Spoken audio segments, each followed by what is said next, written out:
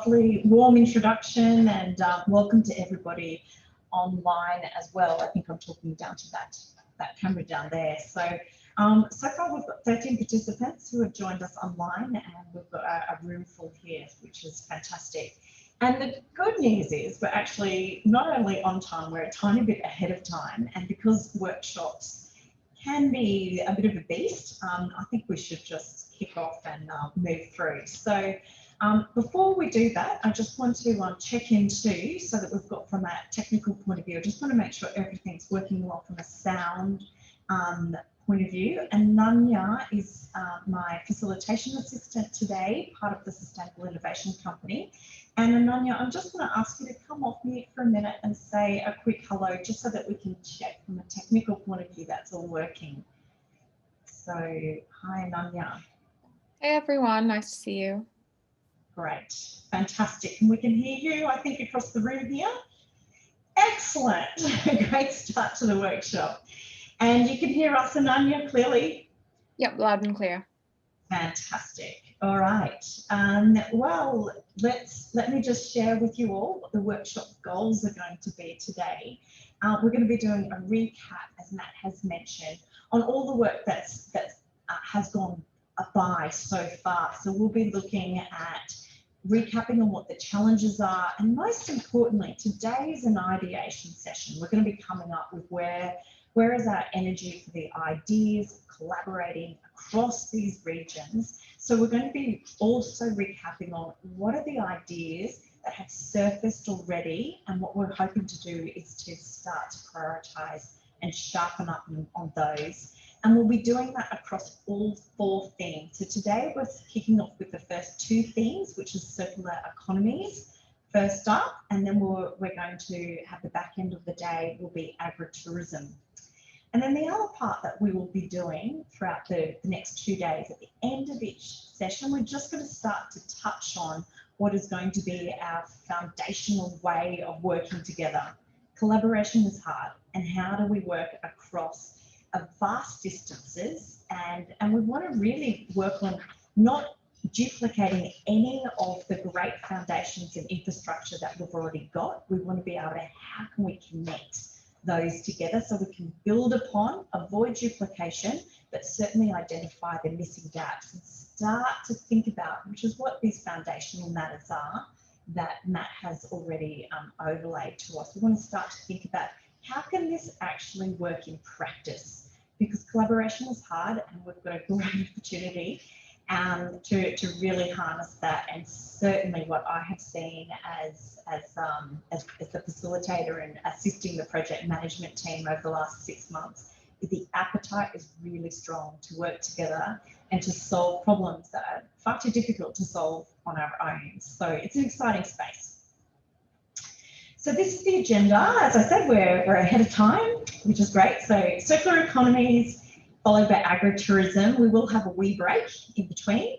And then we're going to have networking drinks. So it'd be great if we could have some virtual participation. People can have a drink at home. And then we've got the guest speaker this evening as well. So we will be recording everything as well. So if you miss anything, you can join in.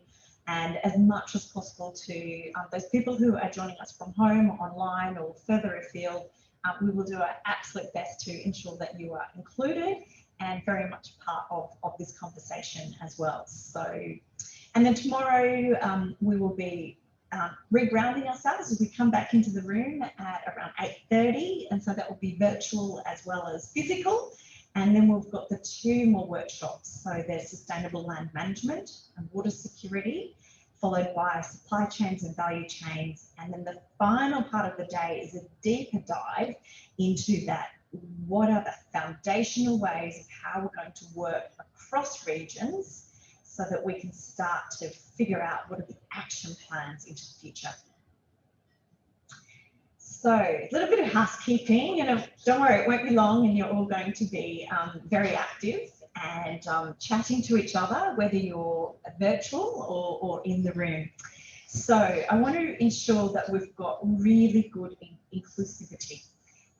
because with that we want diversity. So diversity of ideas and opinions is fantastic, and when you've got that included, it's absolute rocket fuel for innovation. So if you have a different opinion, please speak up, and that's going to be great to hear those differences of opinion, because that can really spark the curiosity as to, well, why do you think differently about this? So that is a mindset I'd love everybody to adopt at home and in the room here too.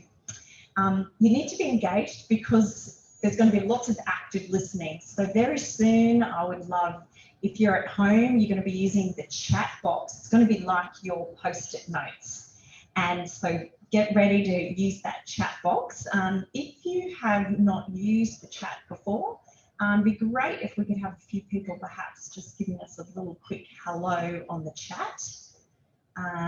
So to find the chat box, there we go. We've got quite a few people starting to do that by the looks of it in the chat. So in the chat box, you'll be able to find it across the top of your bar. So mine's looking a little bit different because it's a speaker presentation view, but I can see, I'm just looking down at Alicia Dunbar's there, and it looks like chats are coming through. Is that right? Great. Say hello, let us know where you're from, and that's going to be your way of using a post-it note today. Now, for those of us who are in the physical room today, I suggest this is a really great time to quickly snap up a Sharpie pen or one of those thicker pens, and also make sure you snap up a bit of a post-it note. And if you're on a table with less than 3 people, it'd be really great if you could join a table so there's at least 4 at your table. Because when we do the breakouts at home or in the office or on the farm, wherever you are today, in the shed, we will be putting you into groups of 3 or 4. So we're going to replicate that in the room today too. That'd be great. So if you're at home as well, the general rule of thumb is if you're not talking, keep yourself on mute because we will hear it. And if you've got something to say, you can raise your virtual hand, and Ananya is going to be, I'll be checking in every now and then with Ananya to see if there are any questions. So on that note, I'm just going to check in with Ananya to see if we got any questions from the chat, Ananya, or any raised hands. No raised hands at the moment, but if anyone has a question, they're welcome to pop it in the chat.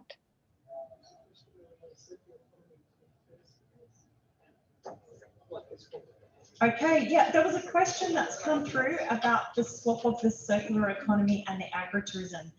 That is correct. So we are doing circular economy first and then agritourism. I think last week it was the other way around.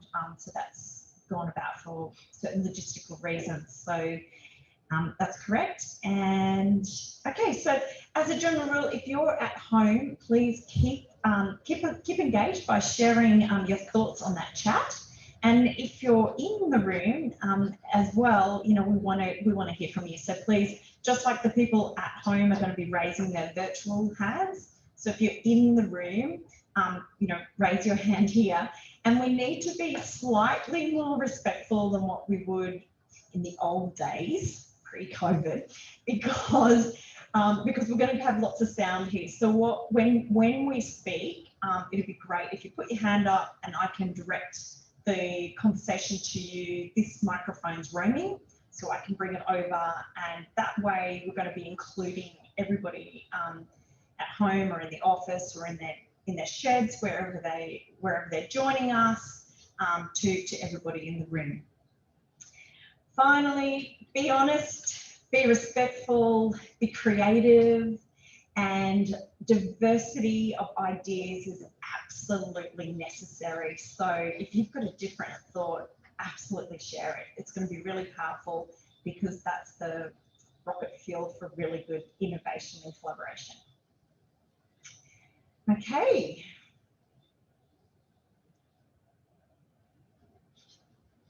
So we're going to kick off then with our first workshop, which is circular economies. And And so just to break this down, how we're going to do it is, firstly, I'm actually going to run everyone through just a couple of slides on the principles and the business models that underpin circular economies. So you're going to hear me talking for a little bit, but it won't be long, because after that, we're going to get into an active listening exercise where we're going to I'm going to share with you and recap the key challenges that have been surfaced through interviews as well as the past two workshops. So I'm going to bring those up, but it's going to be an active listening piece for us, because at the end of it, I want you to sort of vote. We're going to have a little bit of a poll as to what you see are the top 3 key challenges. And if one of the key challenges that you consider as key is not on the list, you can add it in. And for the people at home, we've actually got a virtual poll.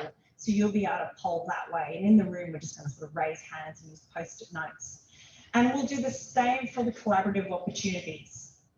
We're then going to be building upon the opportunities that have already surfaced.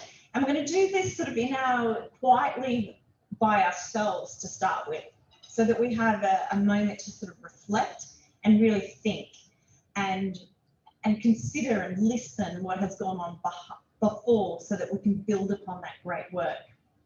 And then before long, you're then going to be put into your groups. So if you're in the room, you stay in these groups here. And if you're at home, we're going to be putting you into a virtual group. So it's really important that the active listening leading up to that is pretty sharp, because when you go into your group, you'll be asked to, as a small group of 4, hone in on what is the most impactful collaborative idea that could turn into an action. So we're really starting to head towards action plans for the future.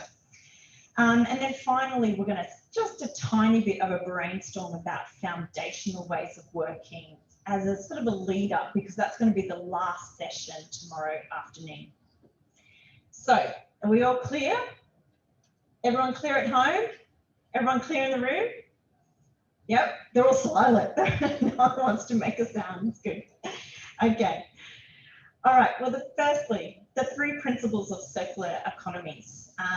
Just doing a little recap. And the reason why is that as I've been having lots of interviews, there seems to be some different definitions that are knocking about on exactly, or different skews as to what circular economy is. So I have taken this from the Ellen MacArthur Foundation, which is a very credible and reputable leader on what circular economies is. So it's just a really nice definition that breaks it down into 3 things. So one, it's designing waste out. So I think a lot of people have sort of gathered, circular economy, you often hear about taking the waste out of anything. Doesn't matter what it is that you're doing, whether it's from an agricultural point of view, if you've got byproduct waste, it's how can you reduce and eliminate that waste. The second part is about keeping products and waste in use for as long as possible. So that's about all that, how can we reuse waste? Or if you've got something that's a product, how can we keep it, how can we make it last as long as possible? I'm going to show you some tangible examples in a minute.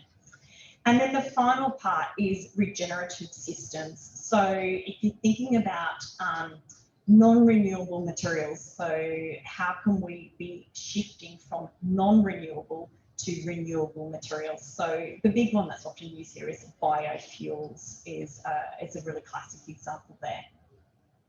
So let's take it into an agricultural sense and think about that there are 5 commonly cited business models that go behind a circular economy too. And I'm going to be using the example of a tractor just to make it tangible, so that we can kind of understand, well, what does that mean? So there's all of these business models bring in those 3 principles, but they kind of like demonstrate how the business models of circular economy can be quite different. So think about a tractor.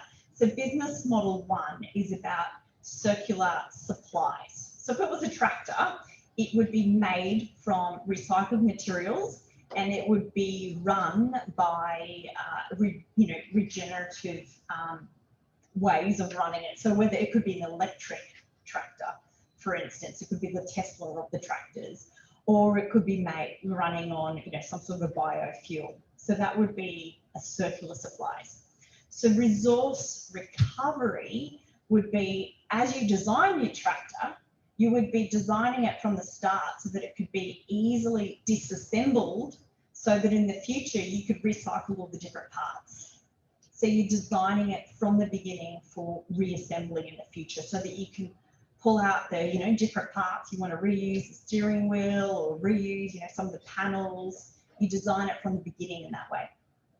So the next one is product life extension. So instead of having a tractor that might last 20 years, how do you build a tractor that's going to last 50 years? Like, it's the view of how do you make it absolutely amazing so that you get more use out of it?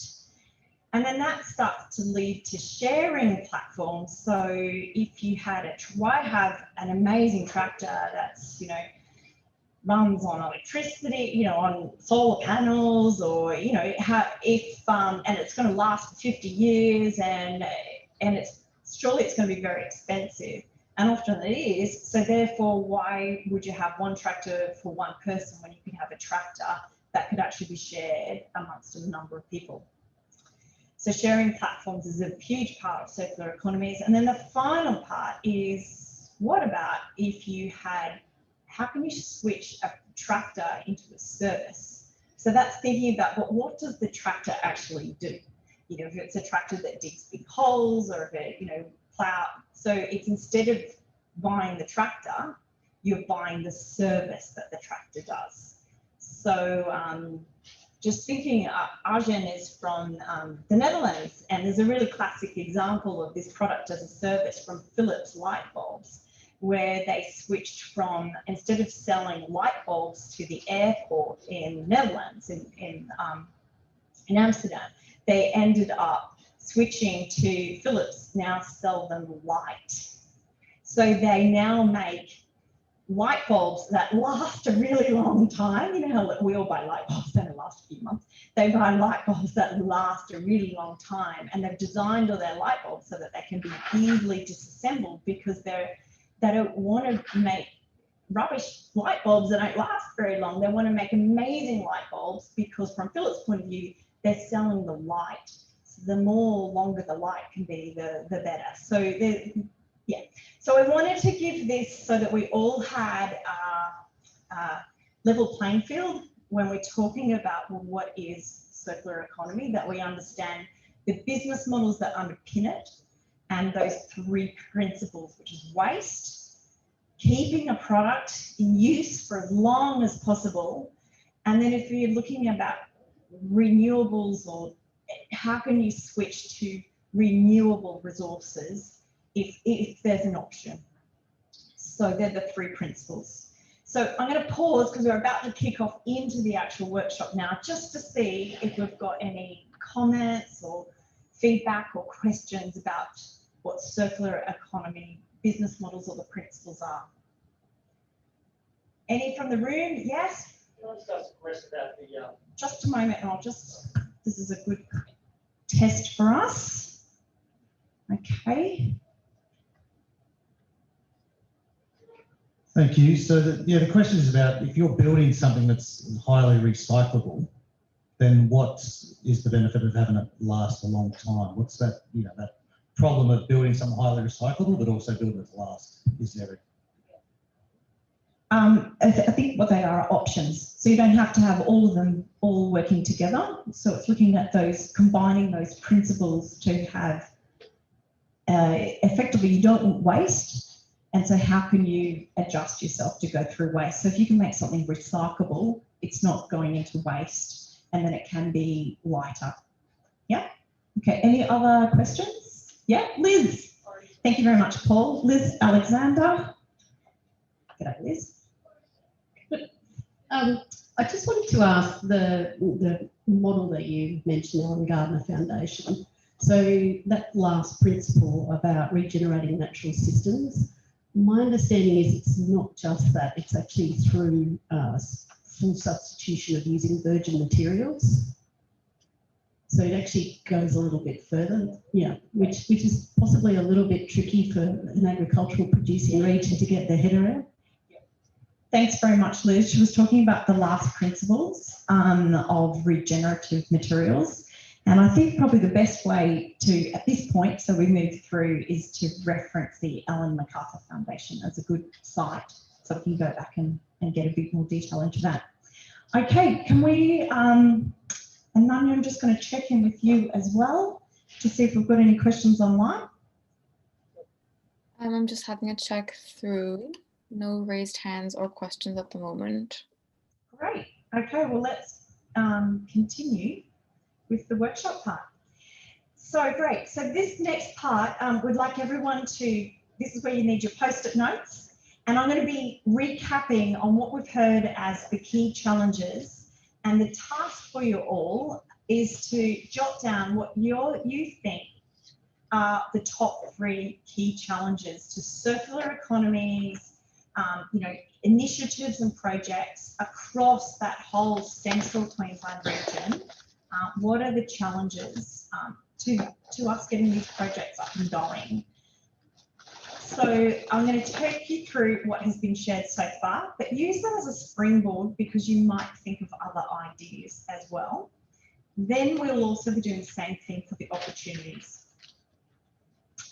So some of the key challenges that have come about so far is just the mindset, the lack of understanding of what is circular economy beyond waste recycling. And I've got some A's and B's and C's and things like that next to these, so you can use these as a bit of a springboard. Waste infrastructure. C, organic matter. Is there far too much, going into landfill still? The lack of tracking transparency of resources.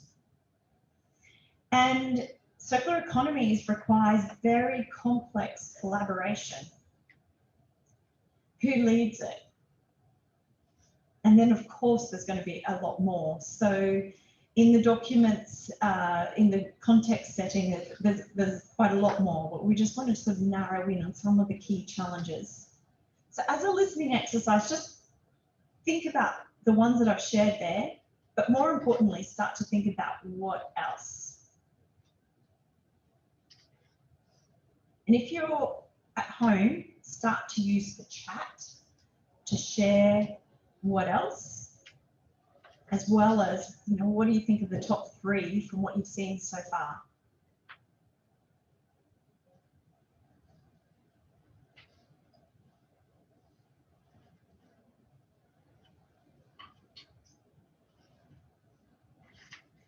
And as you're using your post-it notes, if you're in the room, write them down so that they're in a way that we're going to be able to gather them from you, and so that we can collect them and analyze the data later.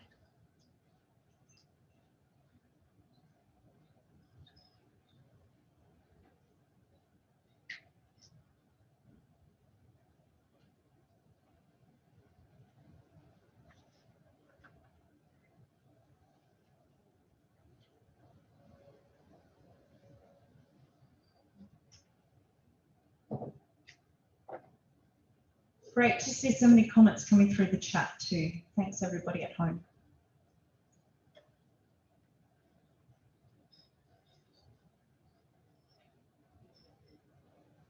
So please don't feel restricted to the A to E that I'm sharing here, because I'm sure you can think of many, many more challenges.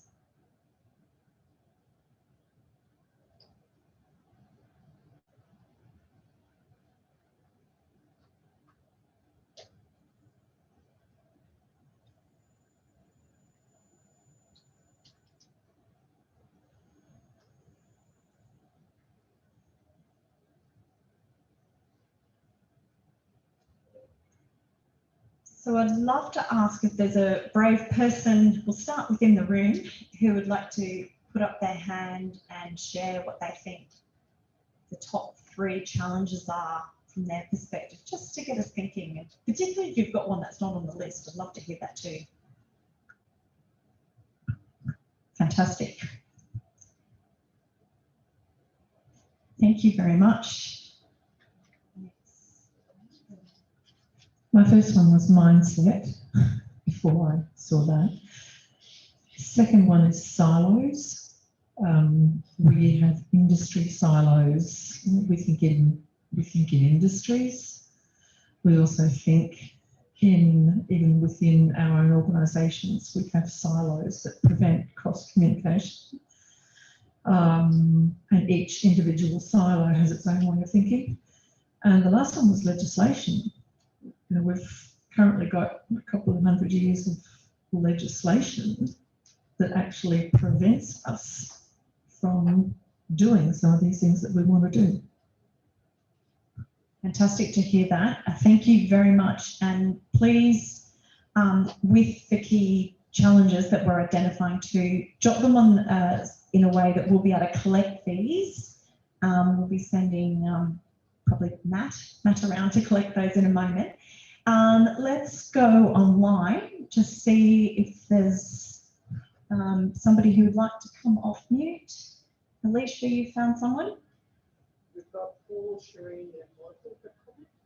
Paul, I'm going to call upon you if that's all right. If you'd love to share your comment, that would be awesome. So, Paul, if you can come off mute. Can you hear me okay? We can, Paul. Hang on, let's get your, yeah, try and get your, we can hear you, so talk away. Excellent. Yeah, look, I was really expanding on really talking about the fact that it requires some different thinking around how you finance that sort of circular economy opportunity, and yeah, and I guess that just relates to the how complex it is, how innovative it might be, and then the other part was just thinking about where's mine. Yeah, the collaborative arrangements, and that I think relates to the need for good data, the need to foster an innovation of culture within the region, and to just start to I guess leverage off some of the things that have already been done to get people thinking, and to look at how we support it generally as a community. Yep, absolutely. Thank you very much, Paul. And Paul, if you can jot that down into the chat too, so that we're capturing it, that would be great. And we've also got a comment from Shireen. Shireen? Hello, can you hear me? Hi, Shireen. Yes, we can. Hi, how you going?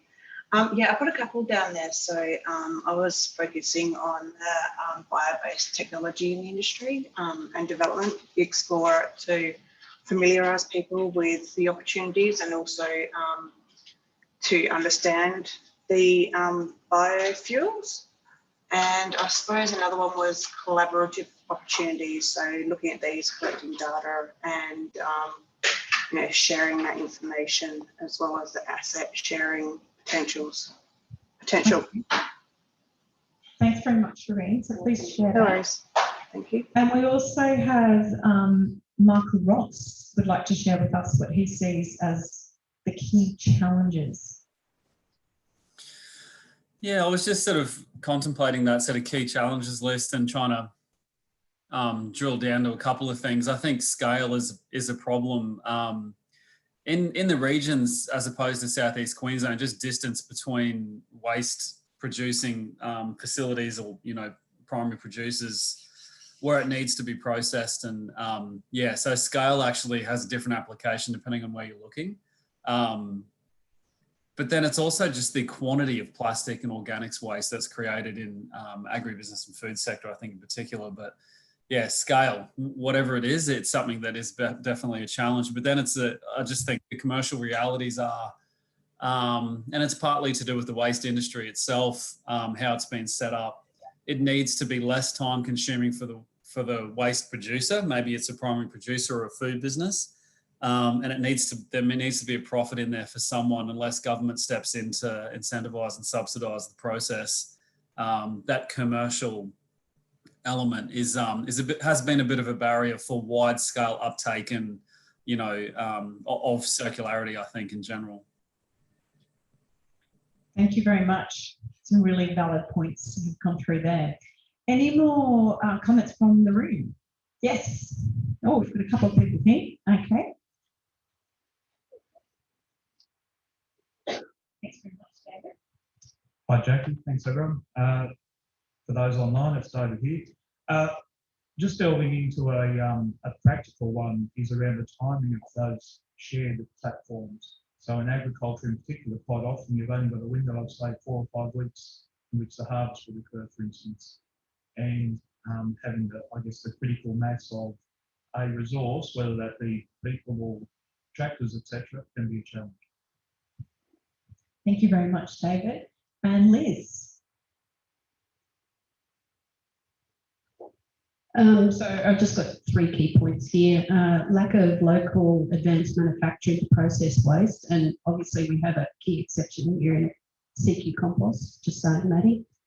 And investing in advanced manufacturing is actually very problematic because a lot of the chemistry that underpins the IP is prior art, and so for traditional investors, that's quite problematic for them to be able to see secure use of the IP.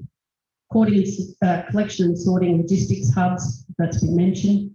And I just wanted to mention textiles. So, we are a cotton producing area, and so I just think people should understand the issue we have with textiles and fast fashion. So 99% of textiles goes to landfill in Australia, and the good thing about textiles, though, is that we actually have some pretty core collection points already. So, if you look at our own region, charity bins, our charity bins actually can't take all of the second-hand clothing they receive locally. They actually have to close every now and then to sort it. Commercial linen, so we have substantial businesses in that space here as well. And uniforms. So I don't know whether you realise, but uniforms actually have to be destroyed and deep buried after they're used for security purposes. So you think about the mines and Qantas and government employees locally and what that means. Thank you, Liz. Well, it's fantastic that we've been able to home in on some of the key challenges. And one of the real benefits of starting to identify what the challenges are, problems are, is because we're starting to look at what potentially could be the glue that we can all work on across a number of regions that we actually all care about. And often these challenges, what are the challenges that are too hard to solve for a region on its own? And, going back to some of the points that, for instance, Michael Ross was talking about scale and getting to critical mass. So we're starting to unravel where some of the, where the energy is for finding actionable projects that we can work on across regions. So that's going to nicely lead us now into the collaboration opportunities. So as you're all thinking now, talk about the collaboration opportunities. As you think about that, Matt's going to go and pick up from within the physical room all of your post-it notes, and we'll put them into one sort of bundle, please, so that Ananya and I can analyse them as a result. And let's home in now about the opportunities. So here we're talking about what are the ideas for innovating? How can we collaborate across the regions to solving some of these challenges that we've identified? So, and you may all have a different view and a different spin, and that's great. We want to hear that. And what I'm going to be sharing so far is what's come out of the first 2 workshops, and it's not an exhaustive list by any means. And so if there's something here that you think, I'm not interested in that, that's fine. You think of something else then. So let's think about characterize data. So I know some people in this room really love data. The idea behind that is if we can understand what the waste streams are and audit them, maybe then we can see that critical mass to be able to, where are the biggest opportunities? But if we can't have that transparency, it's hard to make those decisions. Asset sharing and collective ownership. So I was talking earlier about that example just about tractor, but it could be for anything. It could be for processing, it could be for machinery. It could be for all sorts of different facilities. It could also be for services as well. You could be service sharing, and the ownership is a quite interesting one as well. So rather than one person owning something and renting it out, or could it be collaboratively owned across a number of regions? Renewable energy sources came out in the previous workshops as a potential area for, obviously, for agriculture that goes behind that. Fibre and food byproduct innovation, but looking at all the waste of all of that food and fibre industries, what are the waistelines that come out of that, and how can we be using those byproducts? How can we get them back into circularity so that we can add value to them? So that in itself could be an exploration, and every breakdown of every food and fibre is going to have a different outputs, but it's really a study of those outputs. The bio-based tech industry development. So, this could be looking at things like algae and seaweed, or, where else could we be going with bio-based technology? Pharmaceuticals, for instance, that could fit in there. The Internet of Things and circular infrastructure. So if we can understand where all of our assets are so that we can track them. Then I'm going to flip to this next page here, because at the last workshop, we sort of shared all these things, and we actually did a bit of a survey to see, well, of all the stuff last time, so we're building upon things, what came up as the most compelling in the room at that time? And we had heard at that stage, it was that driving of data collection for waste and byproducts so that we could really optimize our systems. That came up at last time as something that's really important, but there were different people in the room. So I just wanted to share that, though, so that we're building. Education on circular business models also came up as a springboard potentially for innovation, because it changed our mindsets. And then the bioenergy and food and fibre and byproduct innovation, one where I've actually just sort of mentioned that previously, also came up as being compelling. So our task here is just like before. I'm going to flick back and forth between these two slides. I'm going to move the people so that your task is to sort of think about, if it was just up to you, and in a minute it won't be just up to you, because I'm going to put you into groups and you're going to have to collaborate and decide as a group, what do you think is the most. But if it was just up to you, you by yourself, what would be the top 3 ideas, but start to imagine them as projects or actions and programs that are bigger than just your community as well. Think about how can other communities and other neighbouring regions, anywhere across that whole Central Queensland belt, if you want to think broader than that, that's fine too. But think about what are the opportunities that if we could work together, we can do this really well, much better than if we just did it on our own as a single siloed community. We're trying to break down that great point that was just raised earlier today. So that's the task. Again, we're being reflective. We're not talking to others yet. That's going to come. We're gathering our thoughts and our personal opinions, because it's going to make you much more powerful when you go into the groups. Top 3.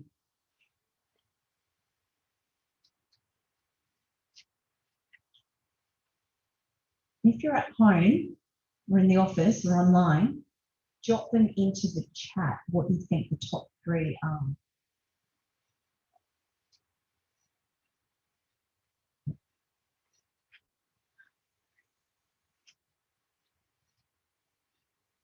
And it doesn't have to be from this list. This is just what's been talked about in the past. But build upon it.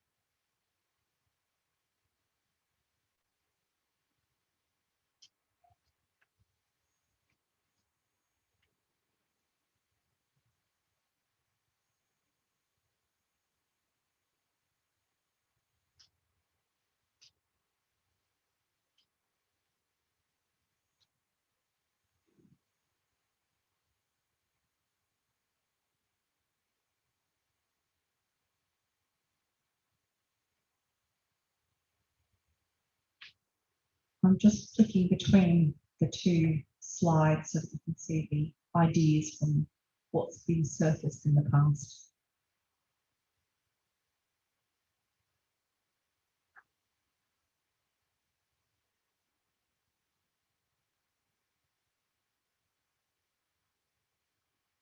So just another minute to tidy up your notes, bearing in mind that if you're typing them on the chat, we want to be able to understand it from layman. We know your name's there, so we can always contact you if it doesn't quite make sense.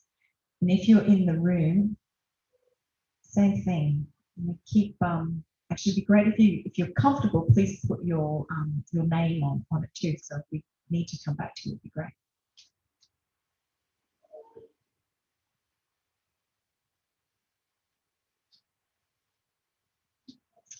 Okay, well, I'd love to hear from somebody in the room. Let's start with who'd like to share what they think, at least one of the big opportunities.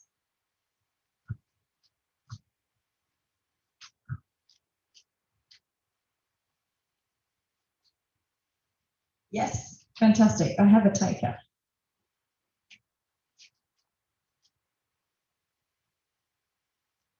Thank you very much. Steve. Thanks, Jackie.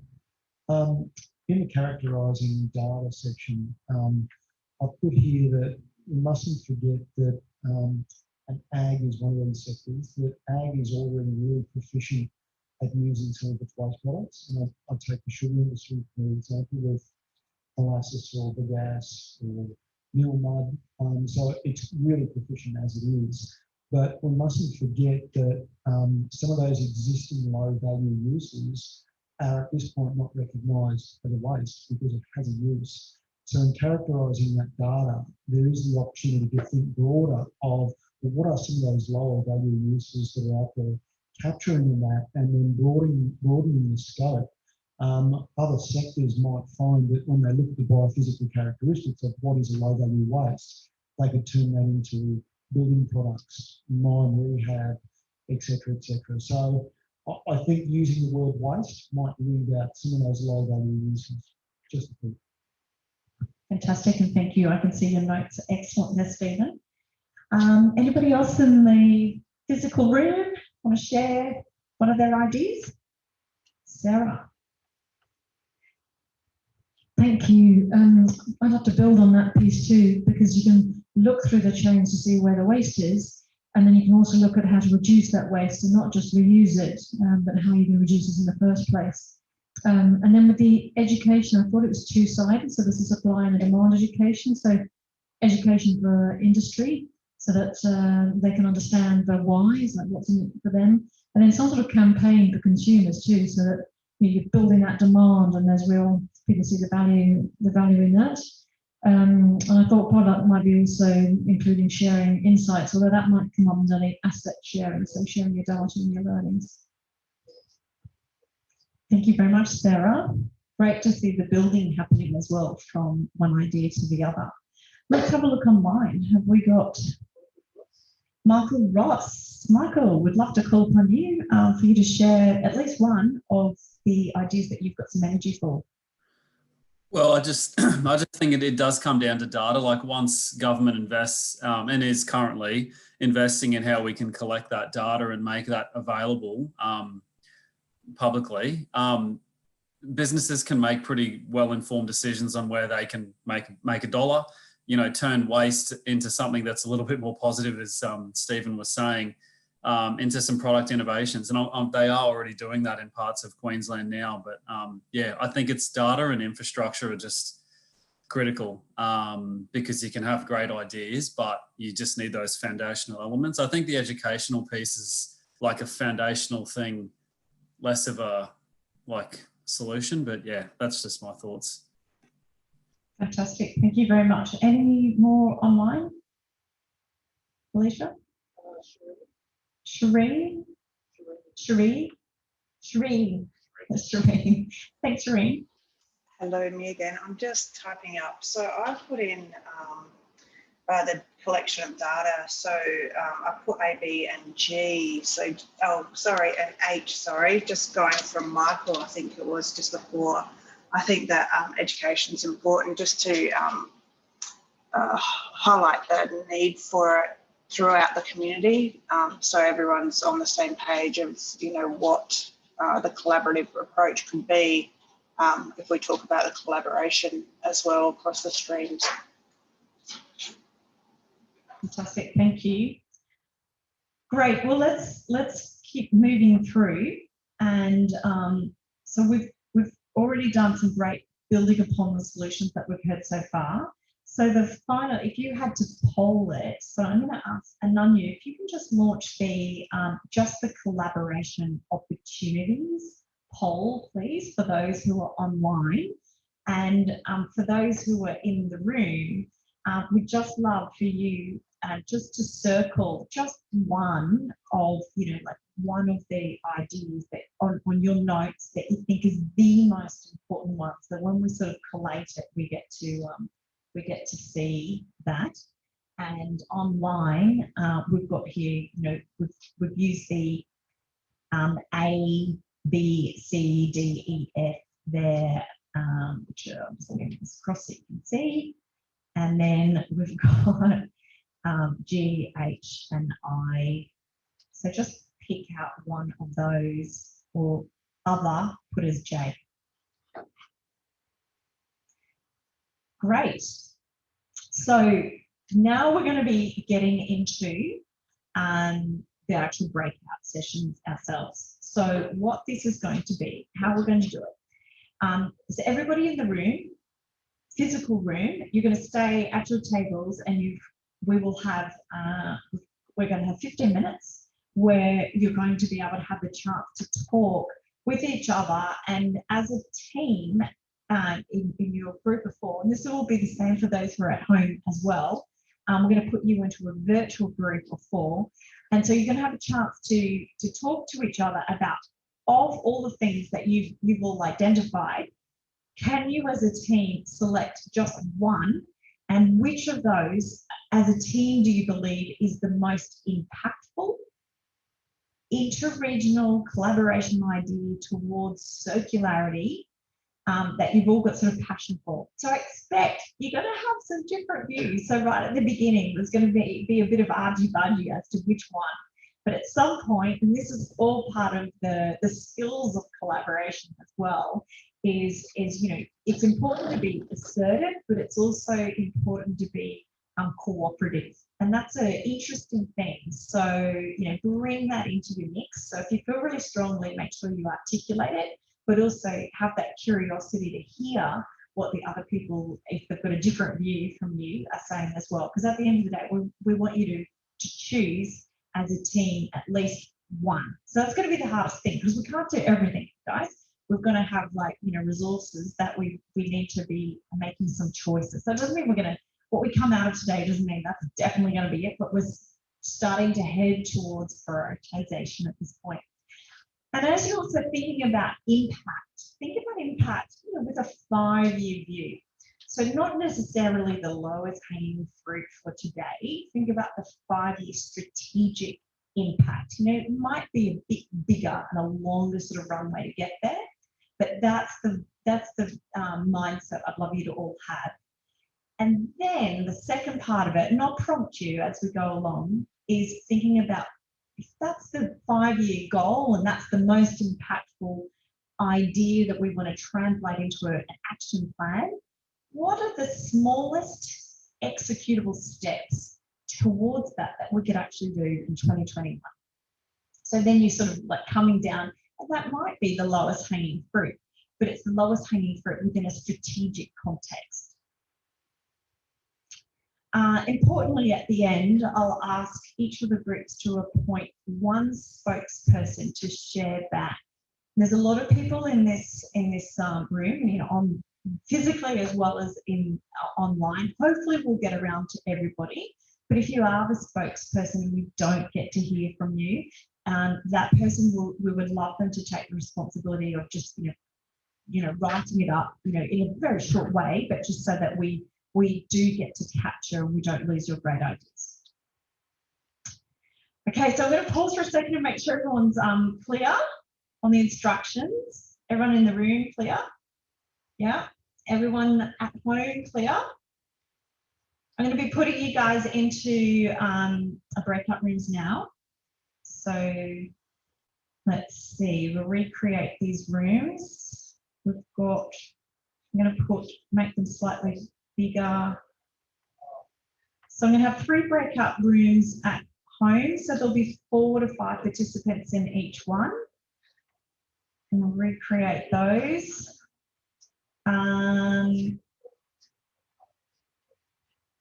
actually going to, tell you what, Alicia, you don't need to be put into one. So,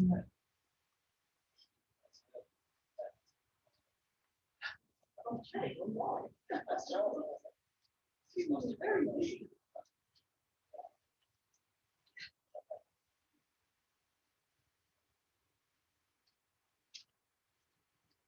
on.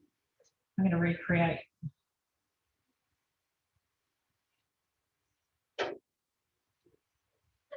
That's a bit better. Okay, hopefully that will work out okay.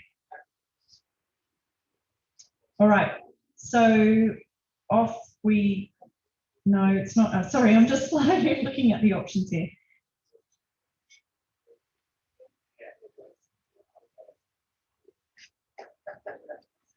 That's better. Okay, all right, I'm opening the rooms online. And you've got 15 minutes, but I will be sending messages. Have fun.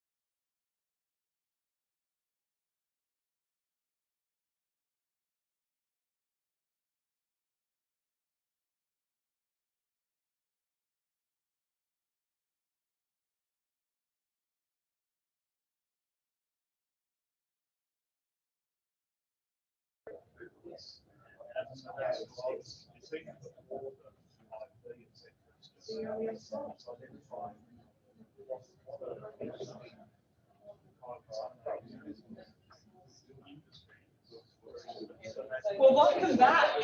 Welcome back, everybody. There was certainly a lot of chat in the physical room, and I was overlooking the virtual rooms as well. It looked like there was some good chat there. Apologies, I could see that somebody had a satellite connection. They were coming in and out. I think that was Suzanne, so hopefully she's back with us now. Great. Well, what we're going to be doing over this next session is we're going to be sharing back, and I'm going to start with one of the groups in the room. So if you're the spokesperson, you need to be ready to share back with us what your group has collaboratively decided this would be a great idea to turn into an action plan, and that you've been thinking about this as a way towards circularity, and it goes beyond just the region where you live, and you're thinking this could be impactful with a bit of a 5-year goal, and you've actually outlined 1, 2, maybe 3 steps, the smallest executable steps that you could action in 2021. So this is going beyond just talking about it. What could we actually do? So I am going to pick the group that are closest to me right here. And just checking in, and Nani, can I get a thumbs up that you can hear me clearly? Yeah, great. I'm getting thumbs up from others. Excellent. Okay, so I'm going to pick the group that's closest to me, and I think it's Peter. Is that right, Peter? Is the spokesperson. All right, so share with us when it comes to circularity across interregional Central Queensland, what is going to be the big impactful idea? We're probably too high in this group, but we thought we would build on the existing culture of collaboration in these broader regions. So we think collaboration works fairly well in these regions, but we'd like to build on it. So our focus is more about the culture of circularity.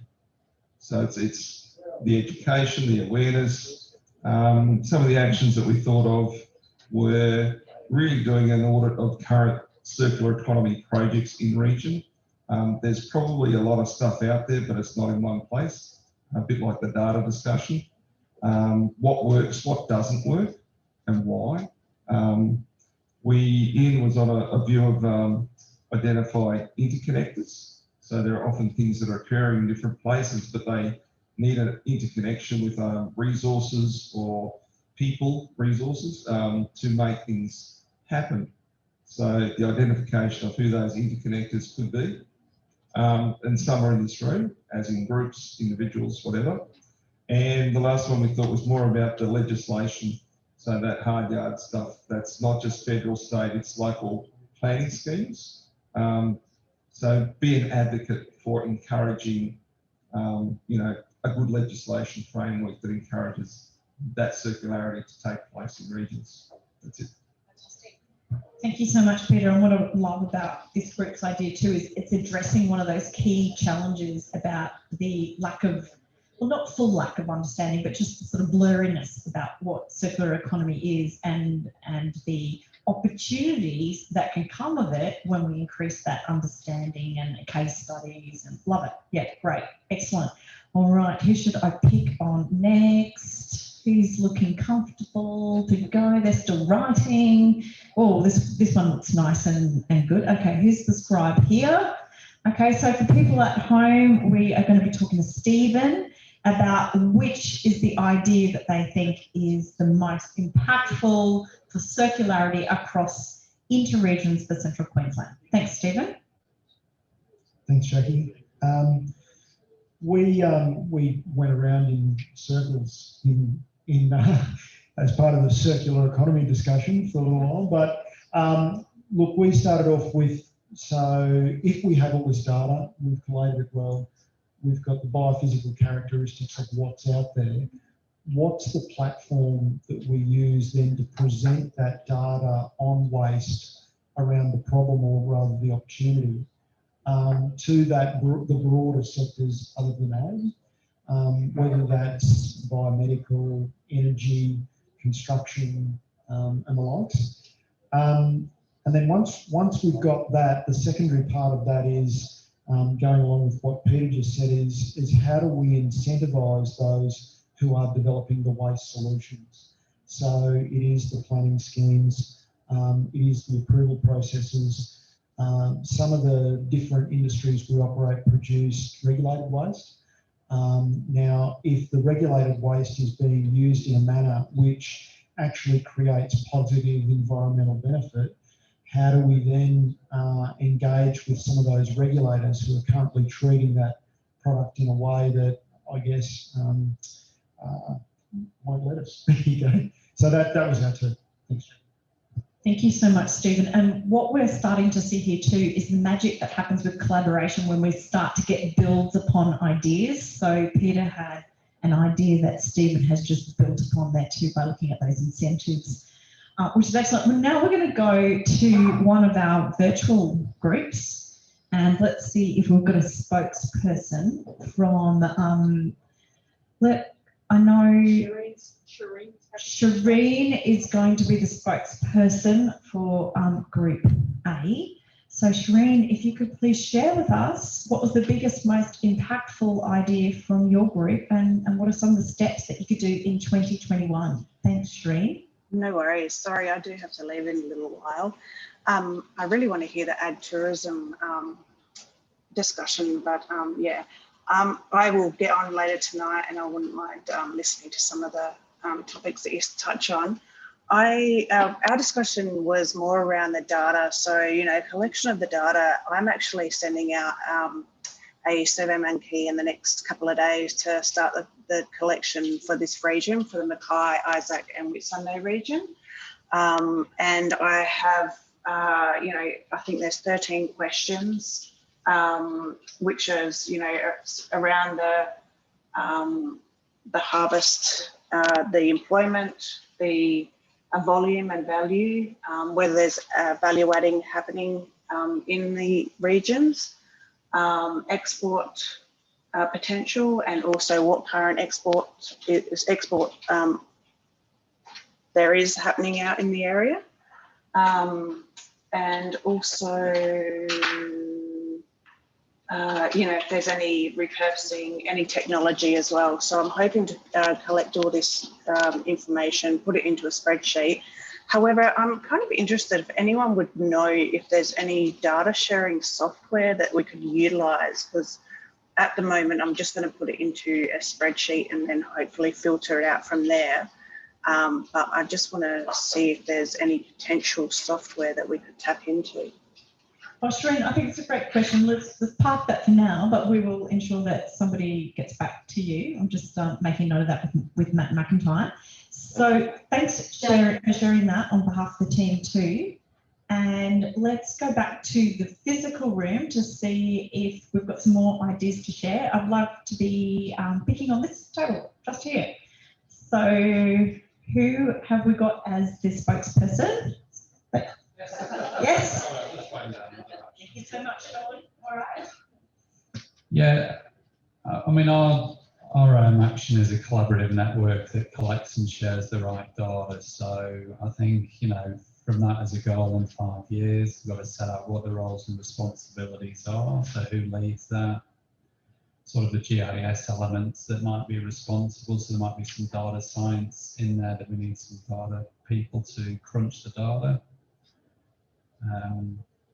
Yeah, in terms of sharing data, you know, what data are we talking about here? So what data actually exists that we can get our hands on, and then what are the gaps that we need to start collecting, and then use the collaborative network to, you know, start to get that more targeted data.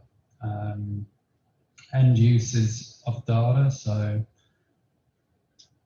we put that in there, participants in the supply chain, government, grower groups, that type of thing.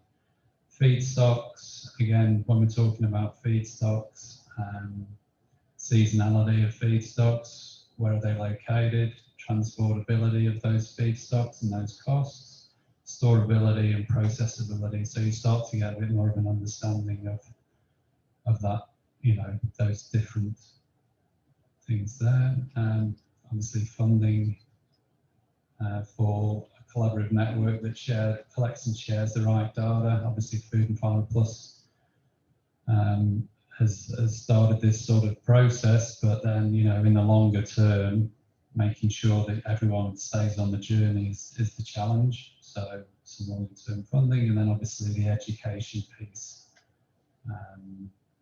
Without the education, you know, you won't take everyone on that journey.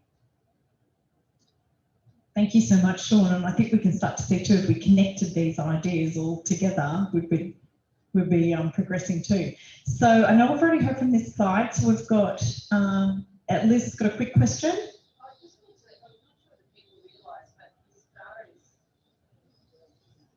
You know, when people are talking about collecting data sources, it's good to know what's already collected. So the Queensland government actually collects data on waste recovery, recycling and disposal in Queensland every year, and has been for at least 5 years now. That information is getting better and better each year. They've also got a database that local government, with the exception unfortunately of our Aboriginal local governments, plug into that system. So the database is quite extensive. It's not as good as Victoria or New South Wales, but it's improving all the time. So it's good to know that's there. Absolutely. We definitely want to be building upon any infrastructure that's there so that we don't be duplicating as absolute principles. So as we get any of these ideas, that's one of the first things that we'll always be doing, is ensuring that there's no duplication of efforts. So great pick up there, Liz. So what about this group here? Spokesperson. It's Catherine. Catherine goes. Thank you. Furthermore, to the other group, we're still busy discussing, but it's drilling down to identifying the resources or waste products in the area and within the different industries. We need to identify, well, what industries, what products are there. We've got the citrus, we've got the wheat, we've got the cotton. What are those basic things, and what products can we get out and value add to them? Then linking what alternative uses are there that's outside the farmer's realm or their knowledge. So how can we link then the product to another use? What can those uses be? How can you source it? How can you get your product known to the guy over in another shire that might be looking for that product? So it's trying to get those networks established so that you know who's got what and how it can be used and sourced. I think education is still a big thing, particularly on levels so that people understand it's not just all government data being thrown at people. You've got to get people on board and at a level that they understand. So, but yeah, building regional relationships, again, across the shires. We've got a big area here represented today, and it's already, you know, you can see where products can move from one side to the other. Identifying your key players, but I think it's really teasing out what is available and what can be used and bring that into a practical use and build, you know, start small, get something out there that's attainable, that can be done. The guy using the excess tomatoes, showcase that so that people say, you know, my little idea can grow. So make that more known to others to give them encouragement as well. But, yeah. Thank you so much. So we've still got one online as well as a final group. I've got everybody else. I know the group up there too. Let's hear from Michael, and then we've got one more group at the end, and then we're about to wrap up. So Michael, could you please share from your group, please? Yeah, no worries. We're just, I guess the data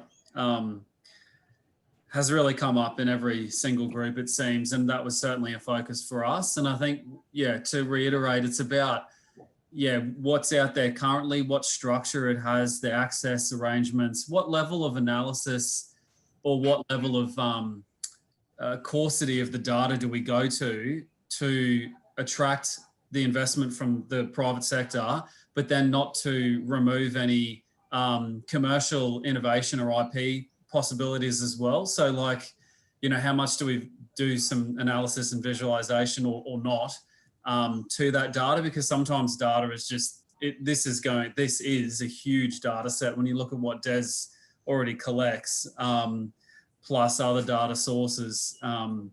it might be overwhelming for a business to even get their head around it, especially SMEs, like a little composting business in Emerald, for instance. Yeah, so I guess that was the bulk of what we were talking about. But then a really good point came up around just that predictive and forecasting ability for when there's more acute events like a cyclone, where a lot of waste is created in a very short period of time, and how we can organise logistics and businesses in that short space of time, and how we can maybe be on the front foot a little more. I think understanding that's actually, the more I think about it, it's quite tricky, but yeah, trying to at least be prepared for those events, because at times, you know, there's a whole heap of strawberries that have just become waterlogged or damaged, and they need to go somewhere. Still food grade, but not, you know, not for the shelf, and that stuff can't sit for long. It's, you know, and what I heard was you get on the phone, but that works in a small scale, but, you know, what are some of the systems we should have in place and data collection that can potentially make that stuff really streamlined and efficient? Great, thank you so much. So we're certainly seeing some patterns here, and which is really strong. And that coupled with the education piece could be really powerful. So Matthew Barnes, last three. Thanks. Yeah, we're pretty much word forward for what Catherine said. So yeah, basically we think it's education, the data collection, and then putting in to a system where the best use of that product can be identified, which is probably a national thing or worldwide thing. But economics of this thing is going to what makes it work and not work. So you need to know what you've got, but you can't just come up with whatever someone thinks is a good idea, because that may not be the best way, because economics is going to get you every time. Everyone's going to always go with the cheapest option. And then the long-term strategy, which is the one that I feel is the most important, is to identify the things that can't be reused and go to the source and stop it. The frustration that I get at the moment from my house is the clear cellophane that you get from Coles and Woolworths. Like everything in the fruit and veggie section is wrapped in a unrecyclable plastic, and they've got all their credentials about how they're sustainable and all this stuff, but most of the crap that comes out of there is non-recyclable. So we need to go back to the source and say, you need to change that system, because we're agriculturally based. If you go to places like America, most of their plastics are actually derived from plant-based materials, which is going to help with an agricultural system that we're in. So I just think that's the long-term game, and the short-term is all about data, and it needs to be regional. Freight will kill just about every recyclable product if you don't have the best way to get rid of it. That's pretty much what I see. Fantastic, thank you everybody. And that we are just about at the end of our first workshop, and we will have a short break between the next one. But what we've seen today is patterns have started to emerge, and we've got a shift in our mindset of thinking about that. You know, it goes beyond our immediate region, our immediate communities, and we can really start to see what benefits there are when we are thinking, you know, with a broader and a longer, more strategic sense, and seeing that opportunity for education as well as data and platforms and networks, so that we can give the data purpose, and so that we can make better decisions faster, is what is starting to emerge from there. So I think that's a really exciting space. So the final part, my computer seems to have frozen.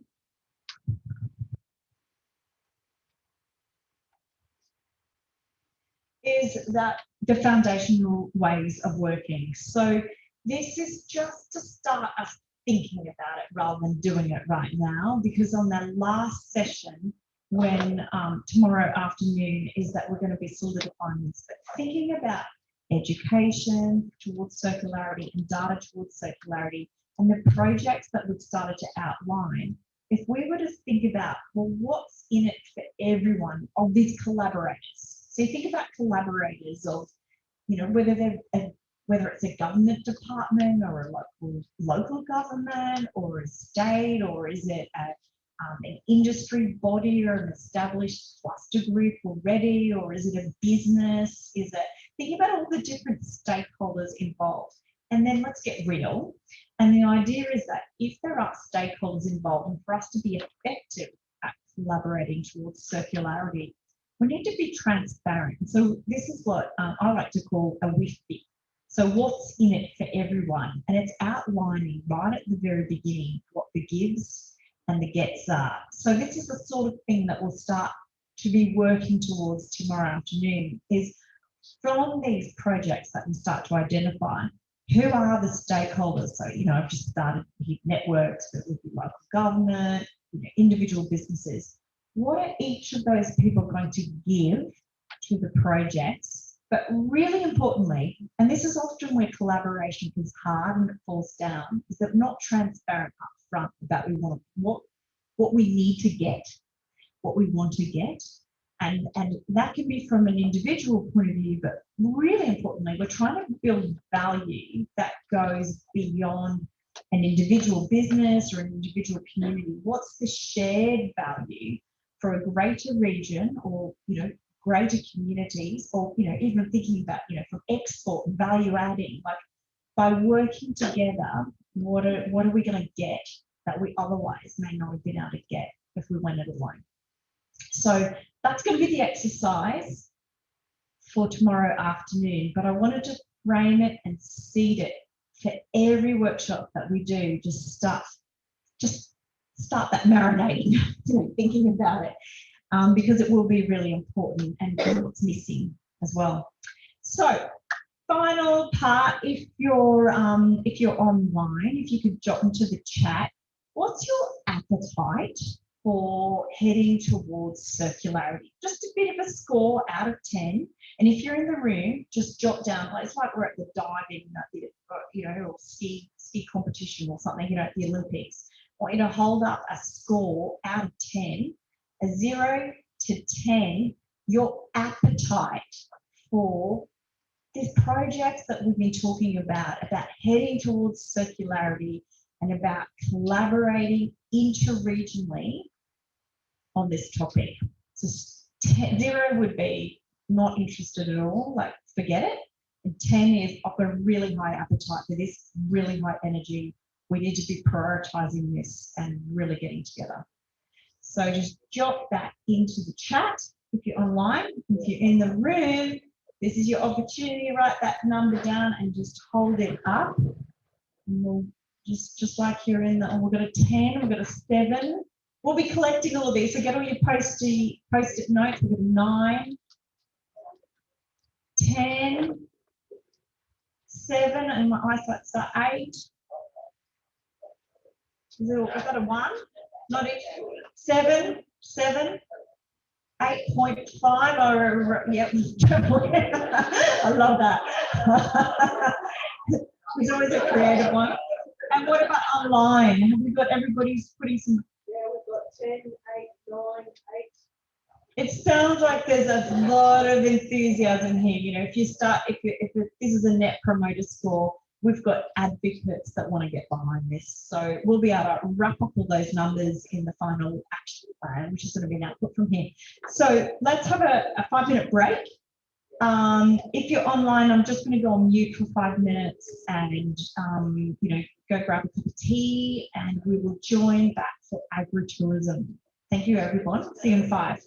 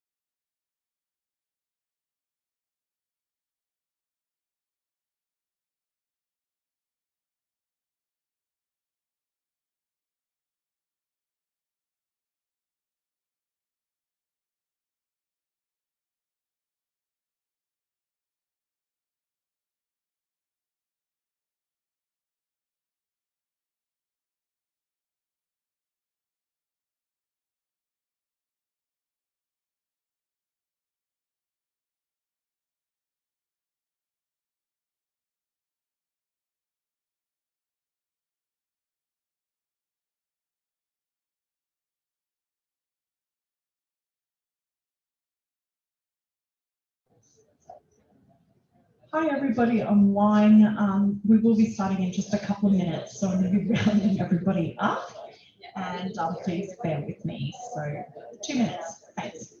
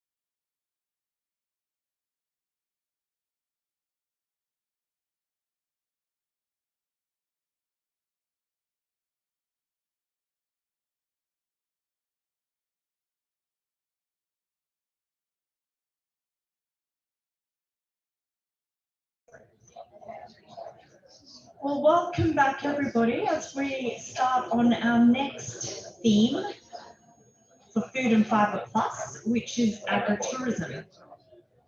So just to do a sound check, if I'm getting the people to come and take their seats. Ananya, can I just check with you that you can hear me okay? Perhaps I can ask Suzanne. Suzanne, you can hear me okay? Thank you very much for that, Suzanne. Greatly appreciate it. Excellent. Okay. Well, in this session, we're going to be following a very similar format to what we just did for those of you who are with us for the circular economy one.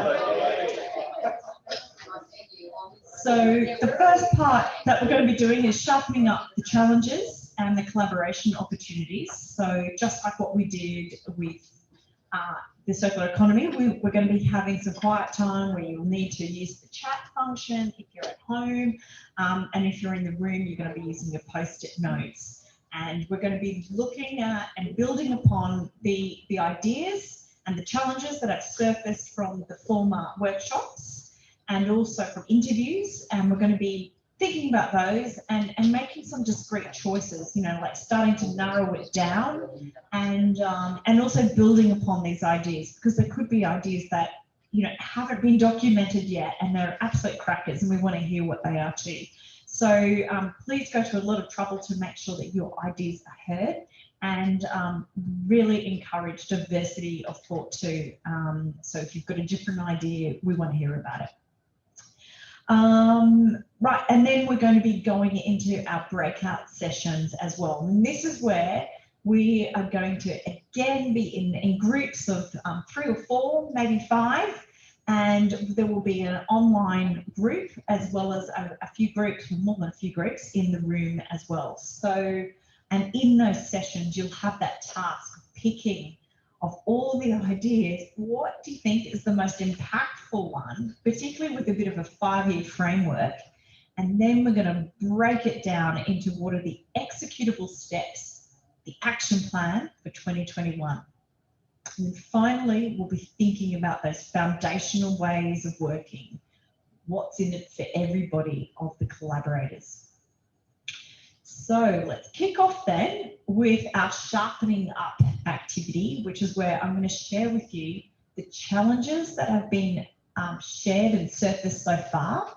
And your task, either with your chat function or with a pen on your post-it notes, is to identify what you think are the top 3 challenges. So I'm going to share with you what has gone, what has been surfaced before. Now, these aren't my ideas. These have come from interviews and from the former workshops.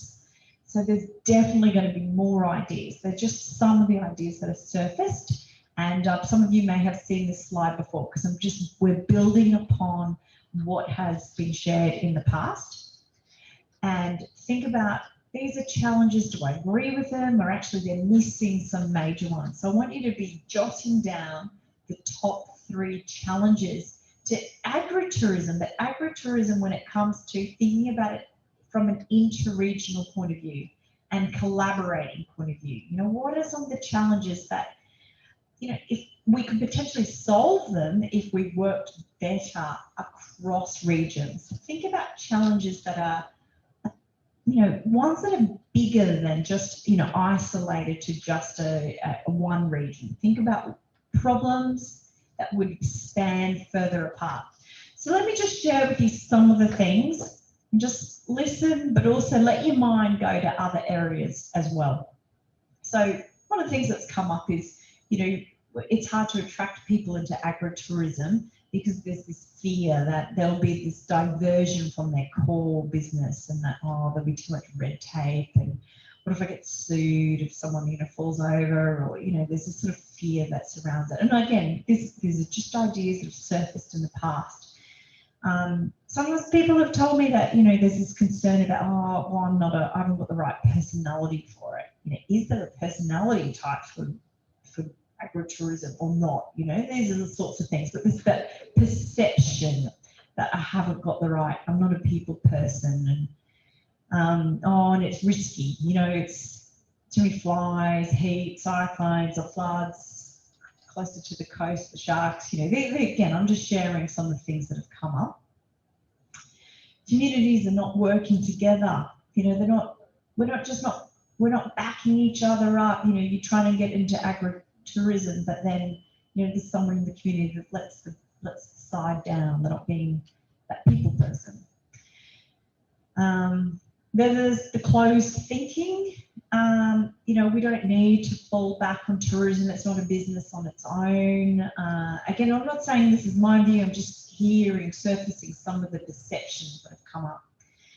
The uncertainty that COVID has brought about. The poor connectivity. Just, we're talking about the, the connectivity for tourists and also for each other if we were to have platforms. And the onerous planning requirements to get into agritourism. So these are just some. There were more, and you'll see in the context setting paper, there's more challenges. But I just wanted to spark some ideas here without overloading you, so that you can start to think about from your perspective. And this doesn't need to be discussed with the team yet, just from you. Your personal view as to what you think are the biggest challenges to agritourism flourishing across the regions, and that inter-regional collaboration around agritourism. What's stopping that? What are the barriers? I'm going to be quiet so you've got some time to reflect.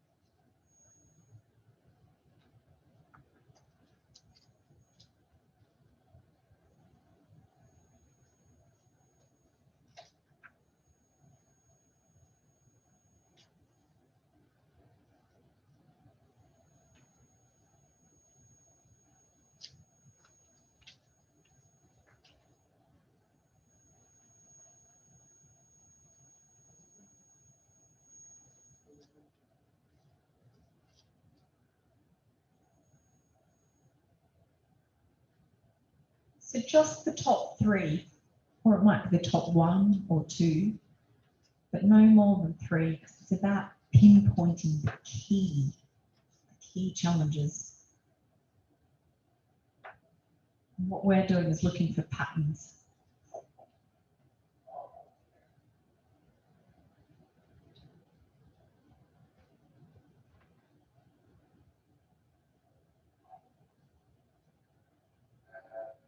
Could I have a brave person who wants to share just one of the challenges?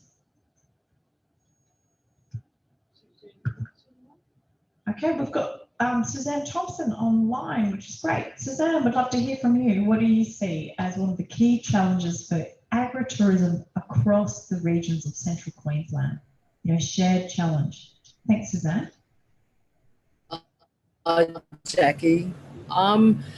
I think one of the things I think in observation is probably more of a broader understanding within our local communities around what agritourism is, and hence then how do they support that.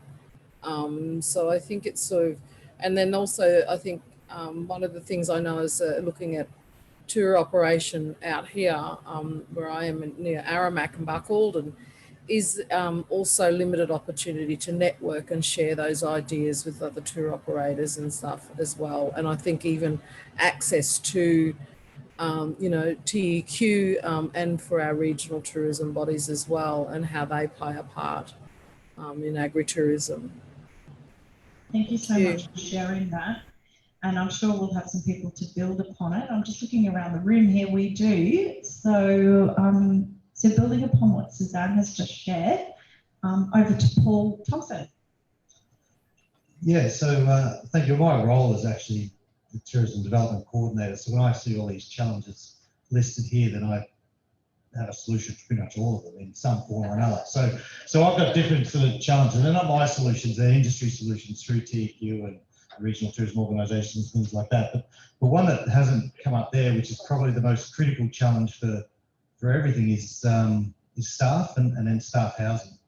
When we look at when people travel around, even here and then further west to Aramac and Buckalden and Longreach and things like that, a lot of the staff are foreigners. You know, they're travellers, you know, backpackers and things like that. And trying to get quality staff and then housing those staff is probably one of the biggest challenges in the tourism sector per se, not only in agritourism. But being a regional item mostly, it is compounded by that fact. Thank you very much for that, Paul. And I can certainly say I've done some interviews just over the last couple of weeks actually, and staff has come up as a challenge. Yeah, okay, great. So over to the Taylor, who's going to share with us what she sees as, you know, 1, 2 or 3 of the key challenges. Thanks.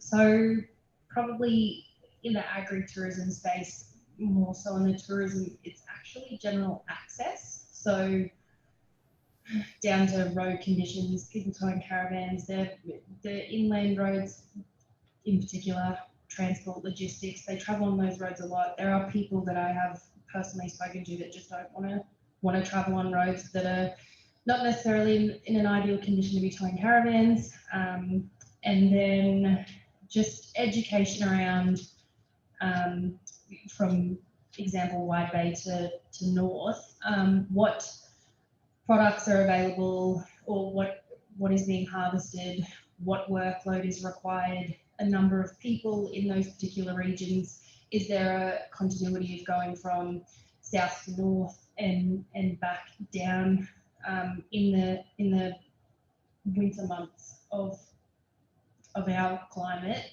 where typically most caravans would come north so they can get away from the bitter cold. And I guess just the accommodation aspect, whether it be on-farm accommodation in town, with COVID restrictions, how do we get that passed, education as to who needs to be spoken to, what departments, to make sure that if there is an on-farm accommodation, it's approved with COVID-safe plans, and then in town that there's actually availability to house these people if they're flying in or driving. Thank you so much, Taylor. Anyone else in the physical room want to share? Okay, let's have a look online. So who have we got there, Alicia? Gilly, we'd love to hear from you.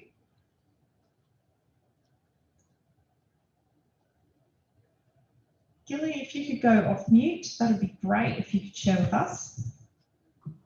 Hi, everyone. Hi, So nice to Gilly. be here.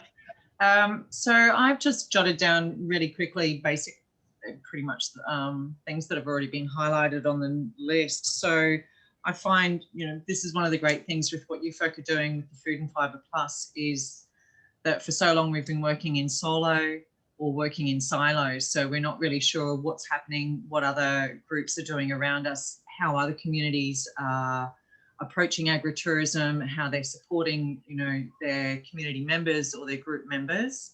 So, and then that goes on to collaboration opportunities, you know, the opportunity for mentoring and, you know, supporting, and, you know, when you've made the wheel, why not share it rather than making someone else create their own? So that's probably a big issue, I think. Funding for supporting organisations. I'm not sure if you all realise, but we work for a not-for-profit and we're reliant on sponsorship and grants. And yeah, it's really hard work to try and keep our budgets all organised. And all we really want to do is support our members. And we're at the same time having to focus on where is our money? Where is it coming from? Have we spent too much? Have we got enough money to do this? If we don't, well, then we have to go out and get another grant or call for more sponsorship. So there's a level of frustration there. And I'm sure most of us are in the same box with that one. And then probably the last one, which is, this comes up all the time when we talk to our members. What are the council plans? What are the hoops I've got to jump through? How much does my insurance cost me? You know, I've heard I have to do this and I have to provide these facilities if I'm going to have people on my property. And yeah, so lack of clarity around what are those sort of planning, government, local, state expectations, so that people aren't putting themselves up, you know, in a dangerous situation, basically. Yeah, great. Thank you so much, Gilly. So at this point, we've had some really good glue, is what I call these problems, because what we're doing is we're sharing the challenges that are going to go across a number of regions. And if we can work together on solving some of these, we're going to be able to solve them more effectively by working collaboratively across the whole of these regions. So what we'd like to do now is just to sharpen those up a bit. Quick poll. Now, how we're going to do it if you're online, and Nanya, I'm just going to ask you to launch the poll for the agritourism challenges, which is A to H. And of course, sorry, Jack, I think we also had Nola online who wanted to add something to challenges. Great, we're just a bit tight on the time, so I think if we've got that, we'll just document. If a couple more people can document online, so we'll just launch that poll, if that's okay. So the poll will be A to H, but then we've also got other. So and we've had quite a few other challenges have been raised, such as staff, about the roads. So if there's something that you think, you know, is beyond that, then put that up. So that's for the online people. But if you're in the room, we just want to hear what is the most pressing challenge of all. So just circle one of the ones that you've already jotted down on your piece, on your post-it notes. So when Matt goes to collect them, we've got at least 3 of the key challenges, but the one that you think is most pressing, the biggest challenge, just circle it. And it doesn't have to be A to H, it might be I, which is other, and just, you know, write what that is. So that's going to be the challenges. So as Matt's collecting those, we've got time for one more person to share about the challenges. So who was that? And Ananya, you said there's one more person there? Oh yeah, Nola online was. Nola, it'd be great to hear, Nola, your view on this, please. Sorry, I wasn't listening to the question. Could you say that again? Thank you. The question, Nola, is if you could just share one of the key challenges from your point of view. Right. Okay, I'll just say that I've been working in agritourism development now for about 5 years. Firstly, Banana Shire Council and now Livingstone Shire Council. I just want to say that one of my challenges from the point of view of developing agritourism has been the negativity about diversification from producers. I also have a couple of other things that it's not just about homestay, it's also about farm gates, and it's about diversifying and adding value to your product, leaving the farm. And I also take on the challenges of working with council, as I am currently doing. We have to have a thought process in council of assisting and not barring development. And that's one of the most massive challenges for producers, for us to cut red tape and welcome them to a new world. I hope that's helped. Yeah, thank you so much for sharing that. And please, that you've just raised so many great points there, so we don't want to lose that. So please document them in the chat so that we're capturing it. It'd be really interesting to hear the alignment with some of those views. So this then takes us through to what are the opportunities? So how can we solve some of these challenges and problems?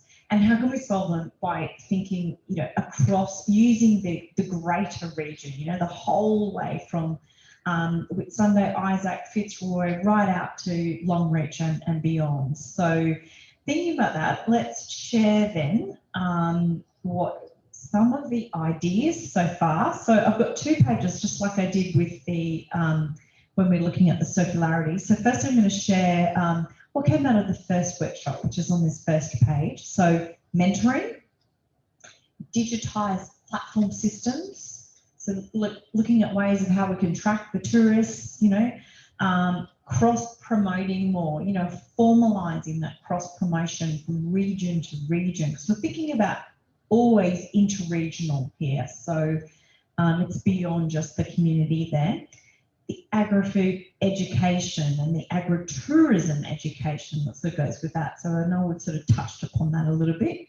And the experiential storytelling that could go behind that, and food trails, agri-food trails, agricultural trails.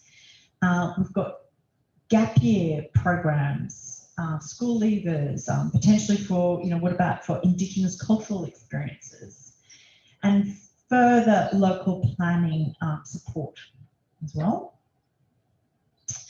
And there's more. And then at the second workshop, we did a small poll there of a whole range of ideas, and the 3 that were bubbling to the top for that workshop were the digitised platforms across agritourism, agri-food trails, and more local government planning support to mobilise growth and innovation. So again, what we're doing is just building upon and understanding the discussions that have been, so that we aren't reinventing the wheel every time we meet. We're sort of looking at, oh, that's right, we talked about that and we polled that, but we're validating it, or we're questioning it and challenging it and potentially building upon it. But I wanted to share what has been surfaced already, so that when I ask you the same question, this is all leading to your breakout group where you're going to pick just one. What at this point, if it was just you and you didn't have to collaborate with anyone else, you could just make that decision all by yourself, what would be the 3 most impactful opportunities, programs, ideas, you know, that you could choose that would really make a difference, particularly with a 5-year outlook? Don't just think, oh, what can we do next year? Think about if we had everyone working together and we had 5 years, where could we really make a huge difference to agritourism across this greater region? So I'm going to flick back to the other page. So you've got a whole raft of ideas, and it may be something else completely different that you think about. But this is so that we're building upon what we've already discussed. So I'm going to flick between the 2 pages. I'm going to be quiet so you can document. If you're online, document it in the chat, top 3. And if you're in the room, document your top 3 on your post-it note. And please put your name on your post-it if you're comfortable to.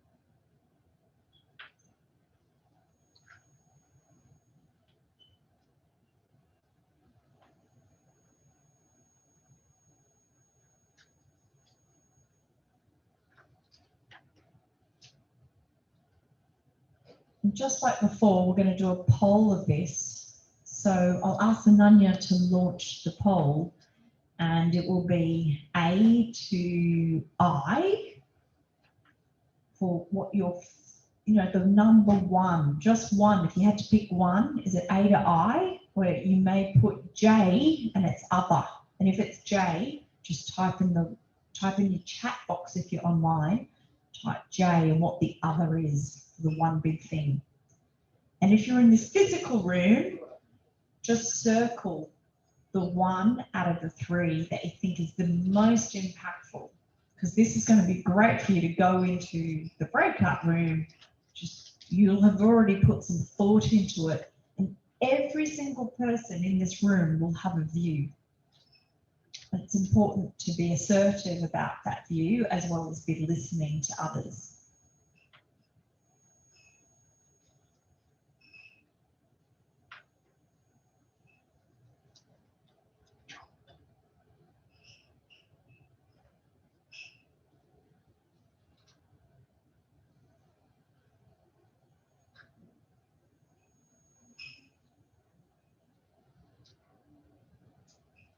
Okay, we've got time to just hear from 3 people about what their one big idea is, just to get us started, and then we're going to go into the breakout rooms. So we've got Kira online, which would be great. So Kira, we'd love to hear from you, please. Hi. While a lot of the other issues are definitely relevant, I think if there was some key funding that we could tap into and activate some of these opportunities and issues surrounding agritourism, I think that would be probably the best start.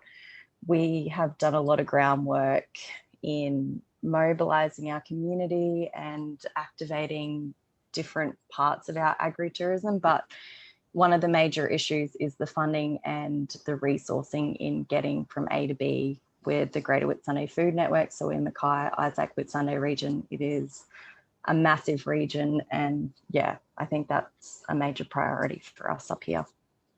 Great, thank you very much, Kira. And have we got somebody in the physical room who'd love to share with us?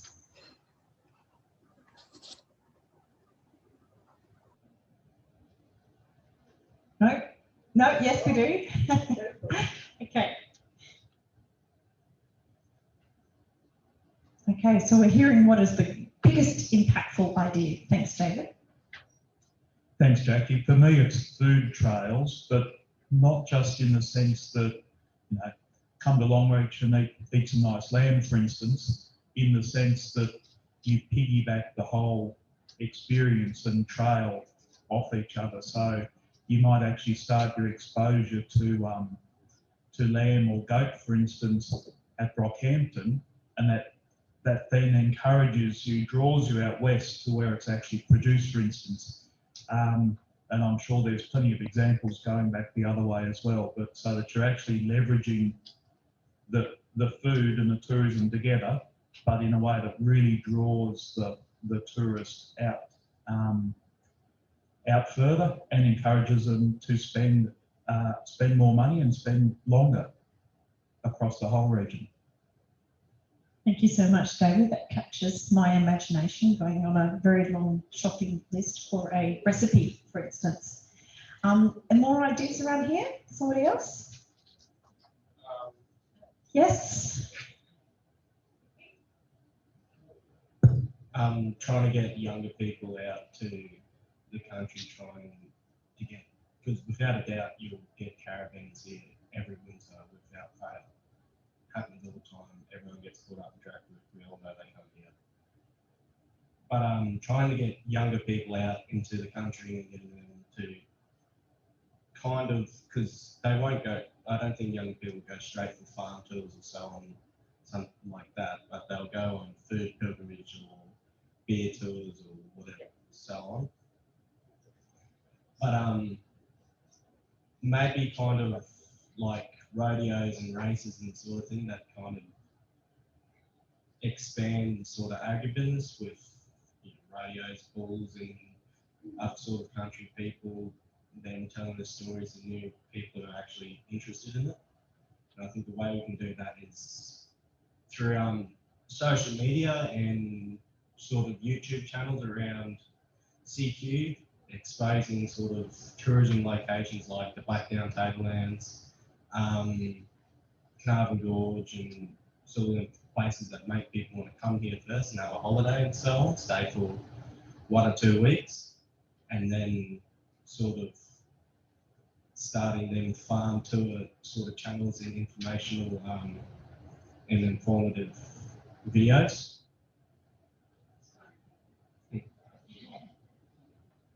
Starring Digby. We love that. We are out of time, but we're going to hear your idea in a second. Okay, so what's so great about that, Digby, is that you're thinking about the different groups, and just imagine what could we do to attract more youth, and is there a great opportunity right now because of COVID, because they're not going backpacking anymore, they're not going overseas, they're not going for running of the bulls and wherever it was, Portugal, Spain. They do it here, or drone school, drone spectacular was an idea that has come up. So great ideas. Okay, so what we're going to be doing now, everybody, this next section is that I'm going to be putting you all into your breakout groups, where now that every person has had the chance to really think from their perspective, what are the collaboration opportunities? So I'm expecting you've all got a strong opinion on this. You've got at least 3 things that you're passionate about.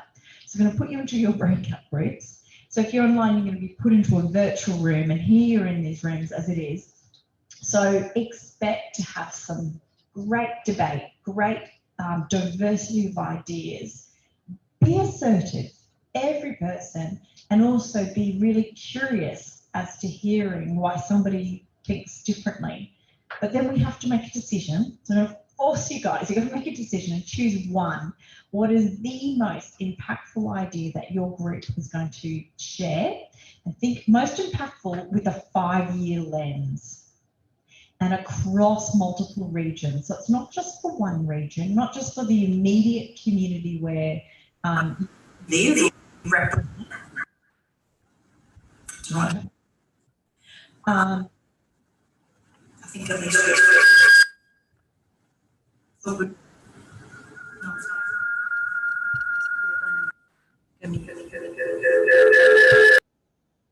good. Okay, so that's the task. Thinking broadly, and then we need one spokesperson for your group, and that spokesperson is going to come back and they will share this. What is the biggest, most impactful idea? And then what is the smallest executable steps of what you could do in 2021 to get started?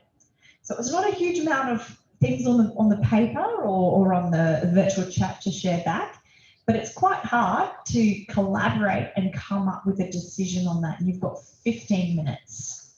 So let's get these breakout groups ready. And if you're in the room, you're going to get some old school flip charts where the exciting breakout rooms online. Let's recreate.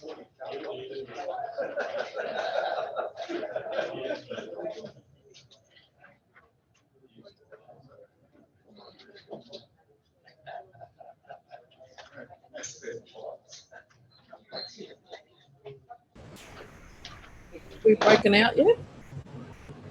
We haven't broken out yet. I'm just getting it organised. Recreate. Okay.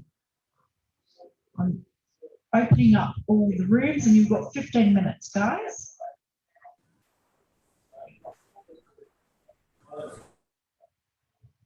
Have fun.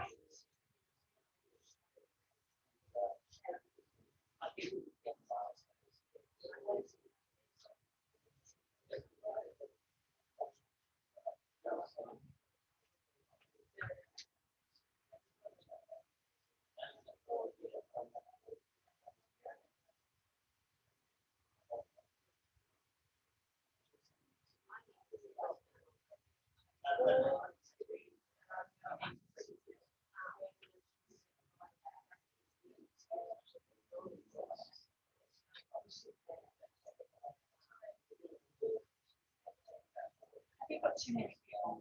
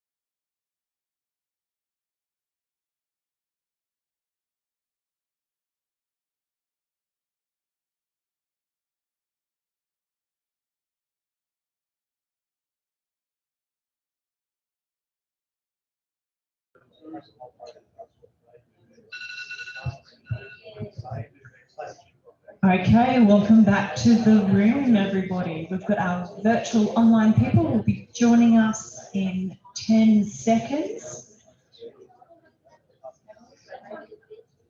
So if I can have everyone's attention, please, and ensure that we've got your spokesperson ready to share back.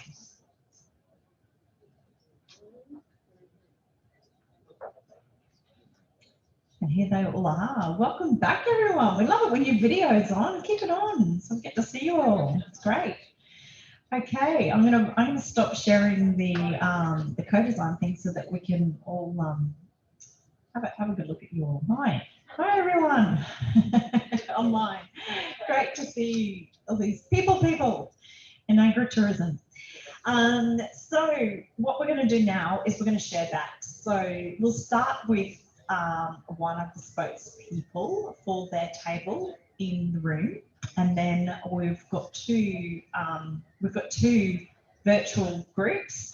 So I'll be asking for those spokespeople to speak up as well. So kicking off, let's start up the back with Digby's table, who shared with us earlier about his idea about young people. I'm intrigued to see if that has continued and been there. So the task, everybody, is to share back what is the one most impactful idea that your table or your virtual table has picked, and then to share with us what you think what are the actionable steps. We're going to turn this into an action plan for 2021 this year. So we'd love to hear that. So who's the spokesperson? Is that Belinda?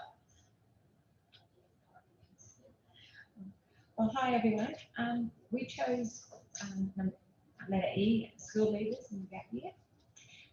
We've had a young table here that are pretty passionate about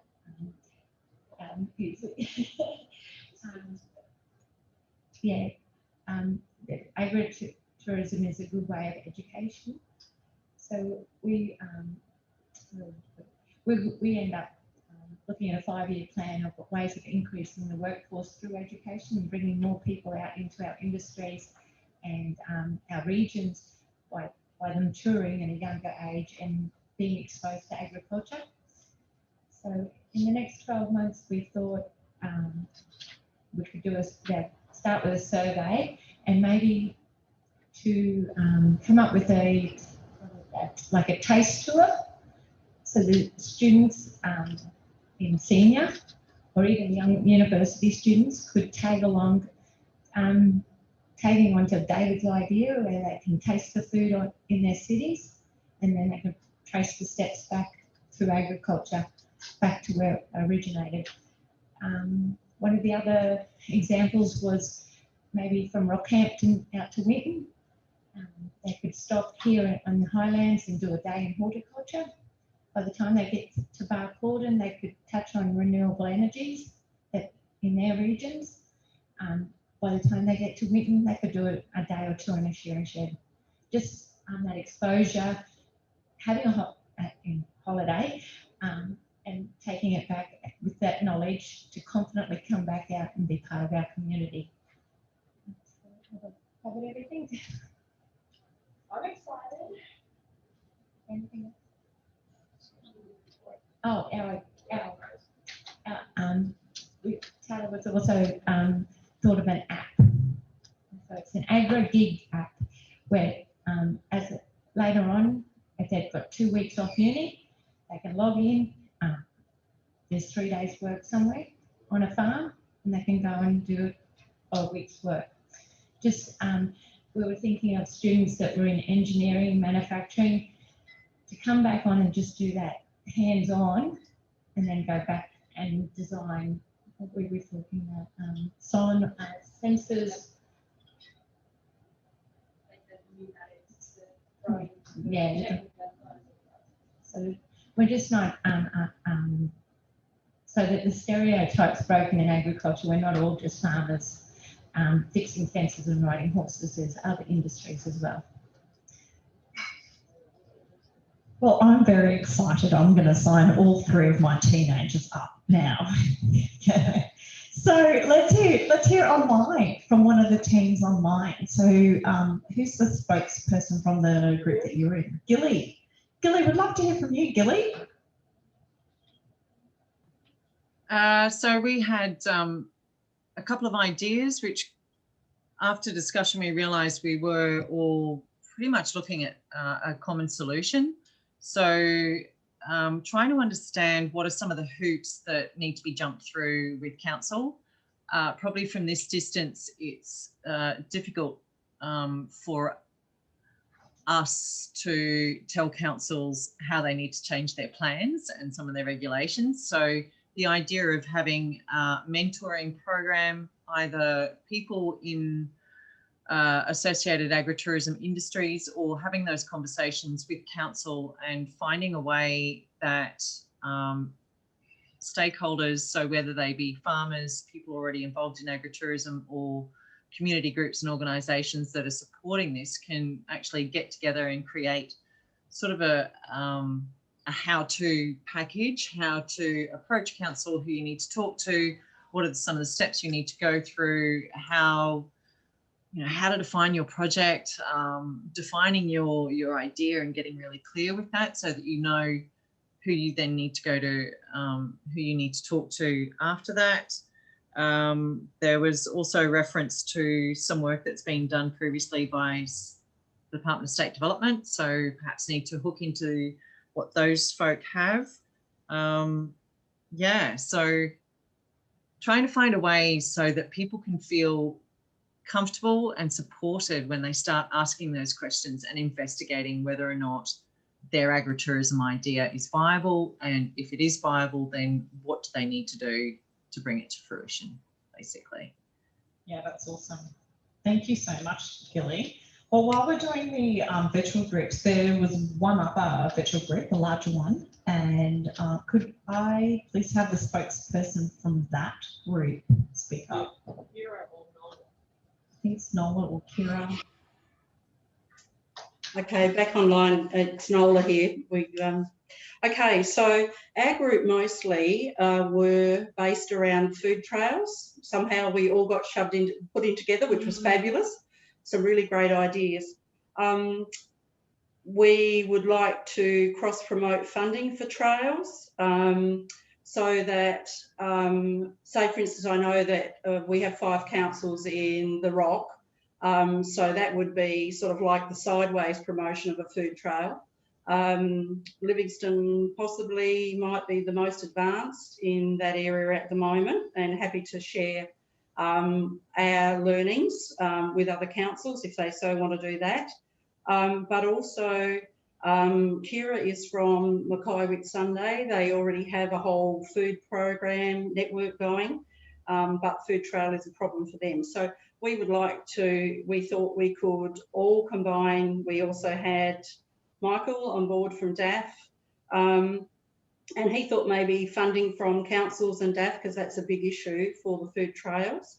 So whether DAF and councils could do some funding, but also marketing the trails together right throughout the state. As we said, we'd never be a Gympie food trail or a Noosa or a Southeast Queensland, but as a big group, we could have people travelling from one food trail to another. That would be great. Also, it's working with council. We badly need to work with council. There's so much regulation around food trails and agritourism within councils. We need to break those barriers down. And we need council to take ownership of the food trails, I believe, as well as the economic development organisations. Thank you. Love it. It's great seeing this, these ideas being built upon as well from group to group. So well done, guys. Is anyone else online from our virtual rooms who would like to add to anything just before I go back into the physical room, just to give that opportunity? Just raise your hand if you do. I think we're all good. Yeah, great. Okay, well, let's go back to the virtual room. Sorry, the physical room. Let's have a chat to Bob and Paul, and who's our spokesperson here? Paul. Yes, I've got the Guernsey this time. Yeah, so, well, I'm the tourism development officer for the region here. So I guess I'm, again, looking at it from a slightly different angle in the sense that all the ideas and everything are fantastic, and then they are certainly valid and things like that. But when it comes to what consumers want and visitors want and what can be promoted, this comes down to always the product. So when we talk about having food trails and things like that, that's fantastic. But then we also need to think about is when they're going to be open. Are they going to be 7-day-a-week operations? Are they going to be just throughout the season? Are they going to be all year? Who's going to run them? Who's going to staff them? All these sorts of things are critical in the way they become sustainable and successful. So a lot of the things that we looked at was the authenticity of the experience, whether it was a niche experience as far as whether it was something that was not for everyone but just for something, but then obviously the trails themselves. But before even getting to that stage, because that is, you know, effectively delivering a product, is just knowing and understanding whether that product is wanted by the visitors, also how much of it's needed, how far they're going to travel between each experience and things like that. So our item that we're going to pick on was to look at the education of the tourism industry and the support that's available would be what it is. How we go about that is making sure there's staff within the region, whether it's a tourism development officer like myself that's identified. Then that person would network with agribusinesses through DAF, utilising the DAF contacts. The business banks like Rabobank and NAB Agribusiness, they're the ones that know and have an understanding of what businesses in agriculture may want to diversify or may need to diversify if they're, things like that. So just having that network going along and developing that for that education of the tourism industry to those interested parties, and then providing a workshop from the regional tourism organisation to those businesses, those agribusinesses that want to get involved in agritourism, educating them as to what the industry is about, what products and services are needed, what experience is required, and then how they can link into whether there's food trails being devolved or things of that nature. Following that with mentoring from key quality agribusinesses, because throughout even this region, there are businesses already working in all the things that people have said, whether it's food, maybe not trails per se, but they are working in food, they are working in accommodation, they are working in tours and experiences, and then finally making sure that mentoring enables the business to be sustainable. So it's a 5-year plan of education, product development, support, and making sure it's sustainable. Thank you. Clearly well thought out, and obviously this could be connecting with the other ideas as well. So great to have that. So let's come up the back of the room. So Stephen, are you the spokesperson? Or is it Jocelyn? No? Okay. Okay. Over to Stephen. Thank you. So the one big idea. Thanks, Jackie. I'm going to bum the idea off these guys. So everything that they just mentioned was our first topic, which is realising the critical mass of the offering so it improves the overall value proposition of the marketing. A tourism event is no different to buying an outdoor setting or a stove. It's an economic decision, and I'm going to get the best bang for buck by choosing that. So the market here and out west is a 95%, I'll take the pump here, self-drive. So pound for pound, what can I see and do on the way? And I mean, the whole concept of trails is that underlying principle which drives trails, which is what is on the trail providing value for the tourism experience. So realising that critical mass. And we had one around through local governments to have a collaborative and risk-based approach to approvals. Yeah. Great. I find it really, I happen to sit on a travel industry board actually, and I know, just to put an idea out there, I know that there are so many consumers that normally would be going on cruises or on European bus trips because they don't like self-drive. So I wonder what they're doing now. I just wonder if there's a unique opportunity just in this point of time. Just thought I'd seed that idea, because sometimes those disruptive ideas. Yeah, all right, over to this table. Thanks, Jackie. I can't resist putting in a plug there for cruises. There are 2 paddle boats on the Thompson River at Long Range. I think we're pretty much all on the same page here, coming at it from different angles. We phrased ours as experiential trails across all of Queensland's regions, so it really is linking and drawing people along through stories, through food, through the place-based experience that you can't get elsewhere. Opal fossicking at Opalton, gem fossicking at the gem fields, those sorts of things. We thought a couple of the starting points were around having an audit and collating what are those experiences, what are those assets, what are those linkages that can really be made, and part of it too is bringing the agri bit into tourism as just normalising it.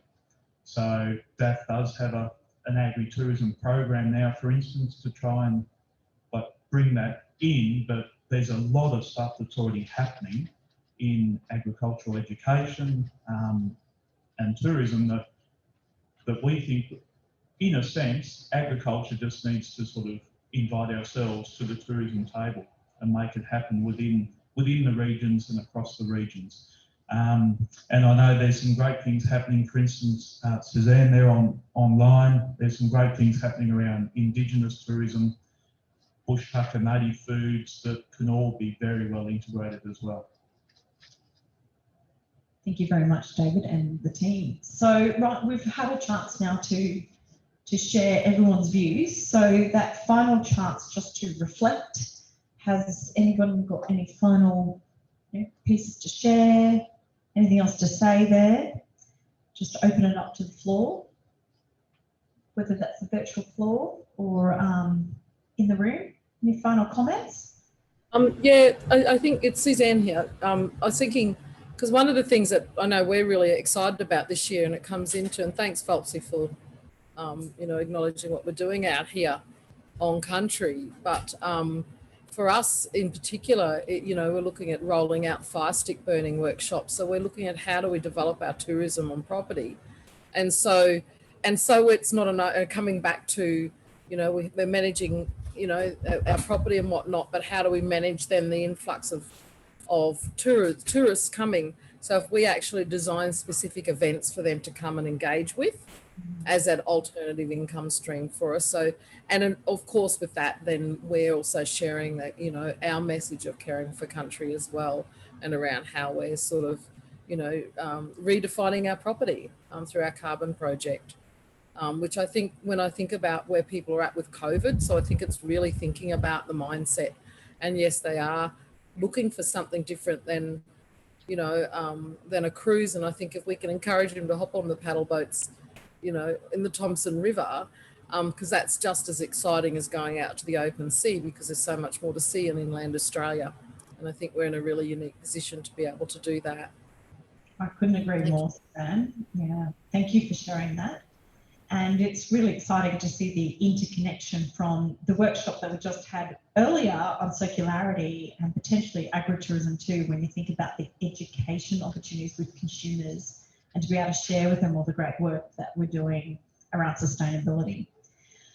Right, well that takes us through to the very final part of this workshop, which is that we're just going to touch upon seeding the idea of what are our foundational ways of working going to be, so that across the regions, so I'm talking from Buck Calden, from Longreach through to here, I'm today with many people in Emerald, right through to other parts of Fitzroy, through to the Whitsundays, Isaac, the whole area. What's going to be our cadence? How are we going to collaborate? What sort of platforms do we need? What's our way of working going to be, so that we're going to be effective as a group? So that's going to be our session that we're going to think about specifically on Thursday, the last session tomorrow. We're going to be homing in on that. but I wanted to seed it all with you so that you can think about the project that you have identified, this 5-year project that's most impactful, whether it's food trails or attracting youth or education around agritourism per se.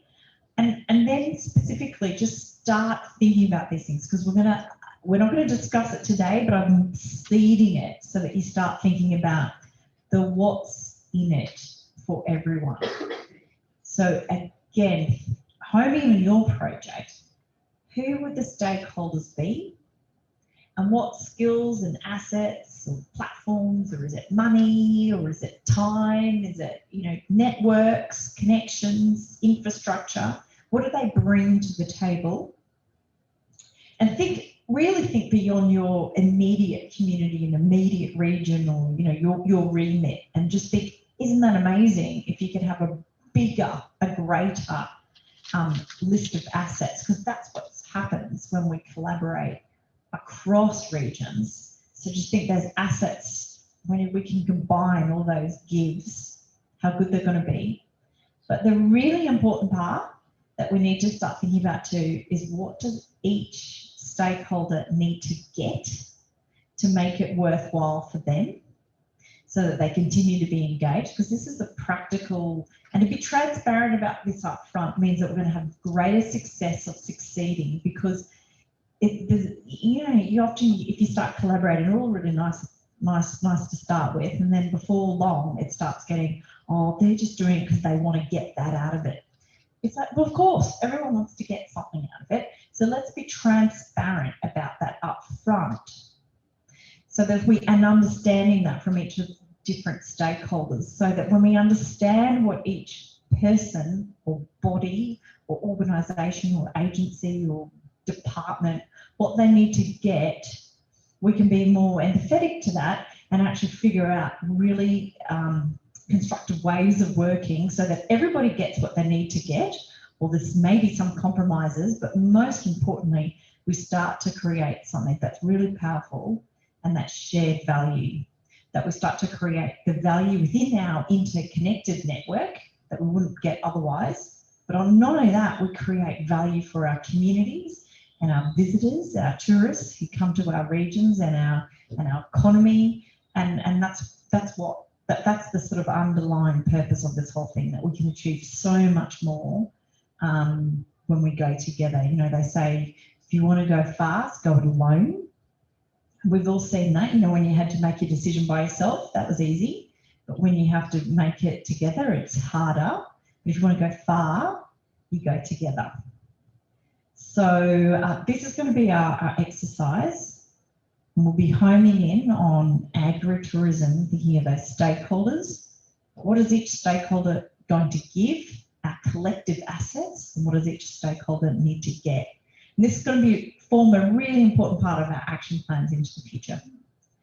So that concludes with that final vote of the poll from an inter-regional agritourism opportunities to collaborate across all these regions. What's in our hearts for this, guys? This is the emotional sort of appetite poll. Is it a 10? You've got a high appetite for this. Let's put some energy into it. Or is it a 0? Forget it. Let's focus on one of the other themes. Or we've actually had an 11. Someone trying to bump it up. So if you're at home or in the office, or I always say the shed, because if I'm at home, I work from a shed. Wherever you are, put your vote in the virtual chat. And if you're in the room, we're just going to do it like Olympic style. Yep, we've got Digby at the back there. I don't know if people can see him on the virtual. He's put it on his forehead. Put your scores up. So we've got a couple of 11s. There's a lot of. Oh, we've got a 9.5, and we've got 10. We've got another 9.5. What are we getting on the chat? Legs 11. Here we go. A 10. There's a huge amount of passion. I'm not surprised. I'm really excited by this. On a personal level, I feel it's very tangible, and we can make it's something that Queenslanders do really well, and we're sort of combining all of that. So thanks. interesting comment. There are 7 and 8, but that's because there's so many projects on the go that they know that their resources are limited, but passionate. Great. Hopefully you heard that from Alicia. There's a 7 and an 8, only because there's so much to do. So how do we, limited resources. So that's going to be really important, that prioritisation, so that we allocate our resources to the most impactful and strategic. So I keep on saying that, like, start with a project that's actually got a 5-year, runway, and we just pick off the smallest executable steps, which is quite a shift from let's just go for the lowest hanging fruit. Excellent. Okay, well, that concludes the workshop. So I think at this point, Matt, I'm going to hand over to you for the wrap up. If you're in the room as well, please get your post-it notes all ready, and I will go and collect the post-it notes and the flip chart paper. Doesn't that sound so old school to all those virtual people? I'm going to go around and collect all of those, and Matt's going to do the wrap up of the day. So yeah, we've done 2 workshops, 2 out of 4.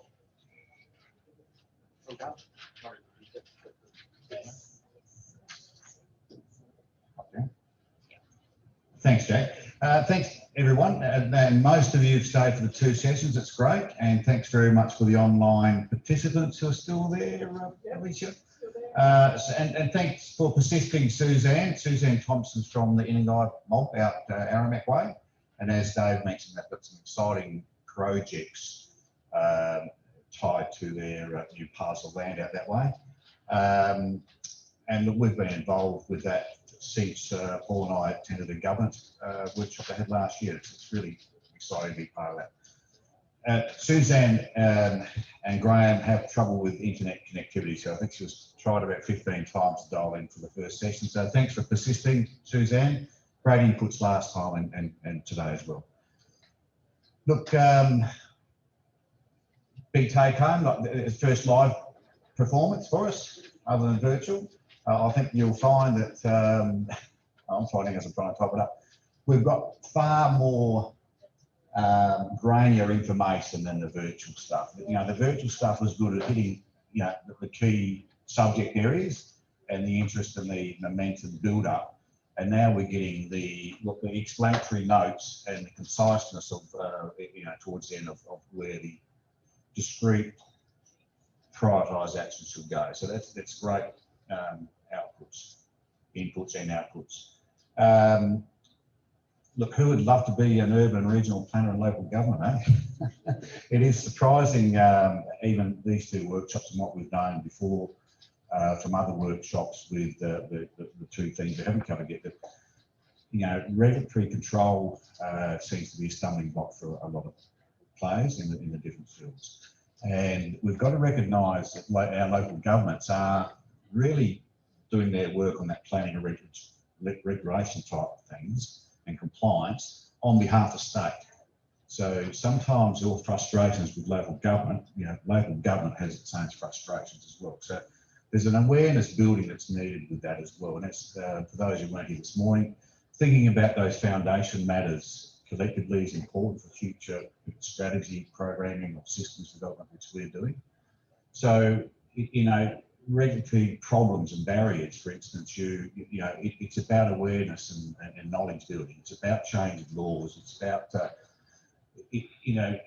planners understanding that with technological advancement on farms and new uses, that you need to have more flexibility with the planning schemes. Big take homes. A lot of interest in the circularity stuff with data. And waste audits, I know, and biomass assessments is consistency. Shireen from GW3's raised a good point. I will answer a question probably online as far as what you do with that data, Shireen. The mindset change too with circularity, the knowledge building and understanding came out a lot in your individual notes.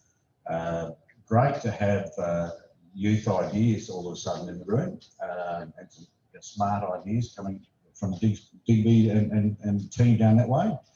And that's good to look at that youth side from, the same issues, different perspective. I think from boomers to zoomers, I think there's one, a little bit of paper there somewhere. And I like the beer trail type thing too. Let's do it on food trails to beer trails. Noting that I've still got spellos in the PowerPoints with food trials. You know, some smart words about, look, great idea, and it's from Matt Barnes this morning.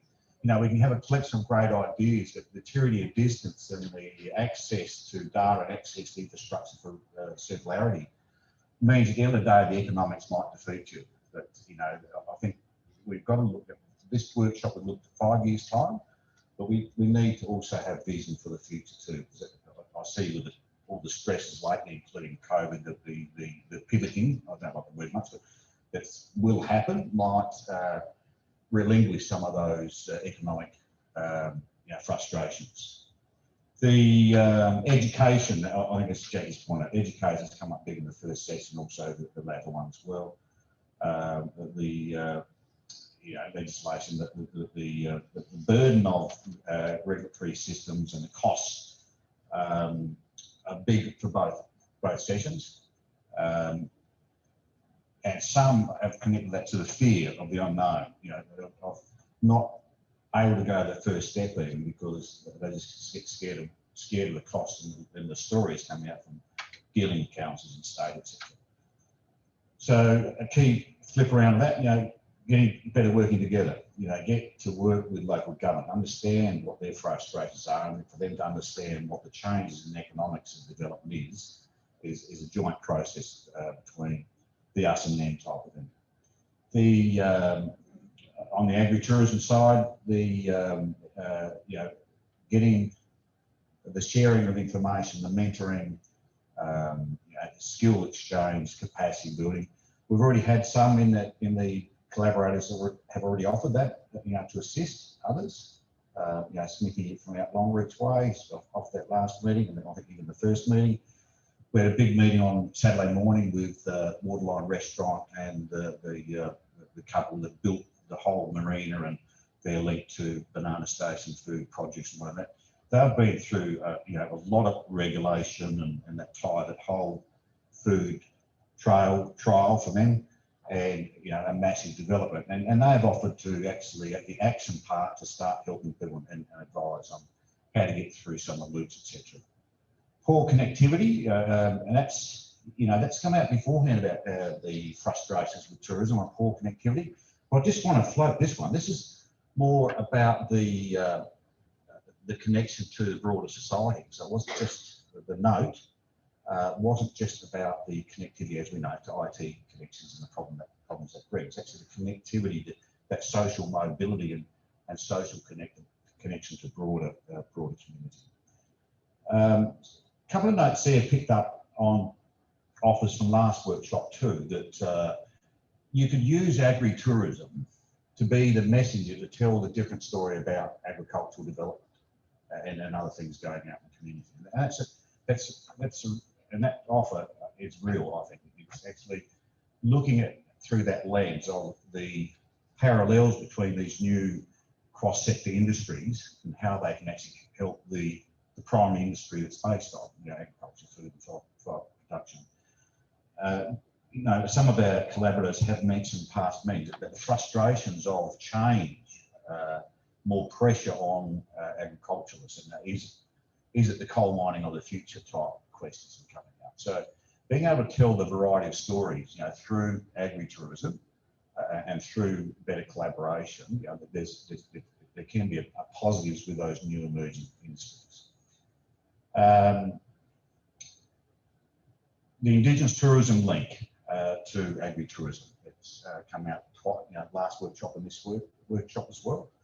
And you know, it's titled agritourism, but you know, cultural tourism is a big part of it. It is, before COVID, the biggest growth area for tourism internationally. And we'd be smart to actually pick that up and actually pivot with that.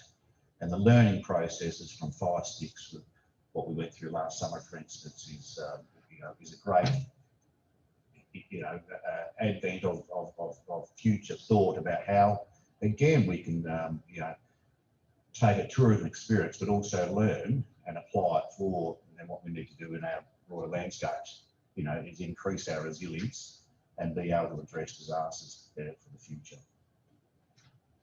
So look, it's always works session to talk just before drinks, but everyone's actually seen that I've got introduced as drinks now networking. And I think, you know, for a lot of these events, and that especially live, that is what draws a lot of people here. And Sarah and team are out visiting a number of places, so they won't be back for another half an hour. It'd be great for, you know, those who have travelled to, you know, get to meet her and have a chat to Sarah. She's very approachable and very smart and has some great ideas. So I'll just wrap up and say, look, you know, thanks for your effort. I think we've got lots and lots of information.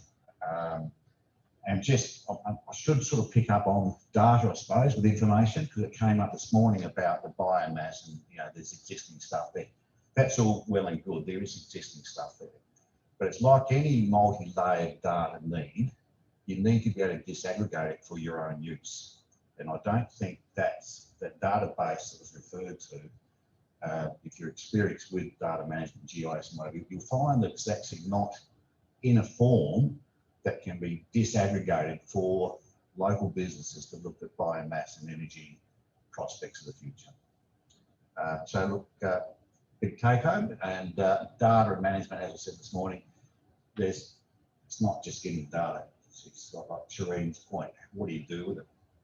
How do you store it? How do you have a query-based system? How do you share it? You know, how do you change the mindset of some professionals and even universities who teach a lot of us is once you make data electronic, it's valuable, don't give it to anyone else. And that's a classic of surveying. Surveying 101, a cadastral mapping, you don't share it. But it's tied to this you know, theory that it should be secure data.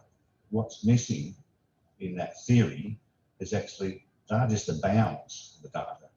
You know, what then goes on as far as people's local details, that's the value of what needs protection. So there is mindset changes within not just government, within education as well, about what data is, how and when it can be secured, and how and when it can be shared for better use by locals and businesses, especially in remote areas.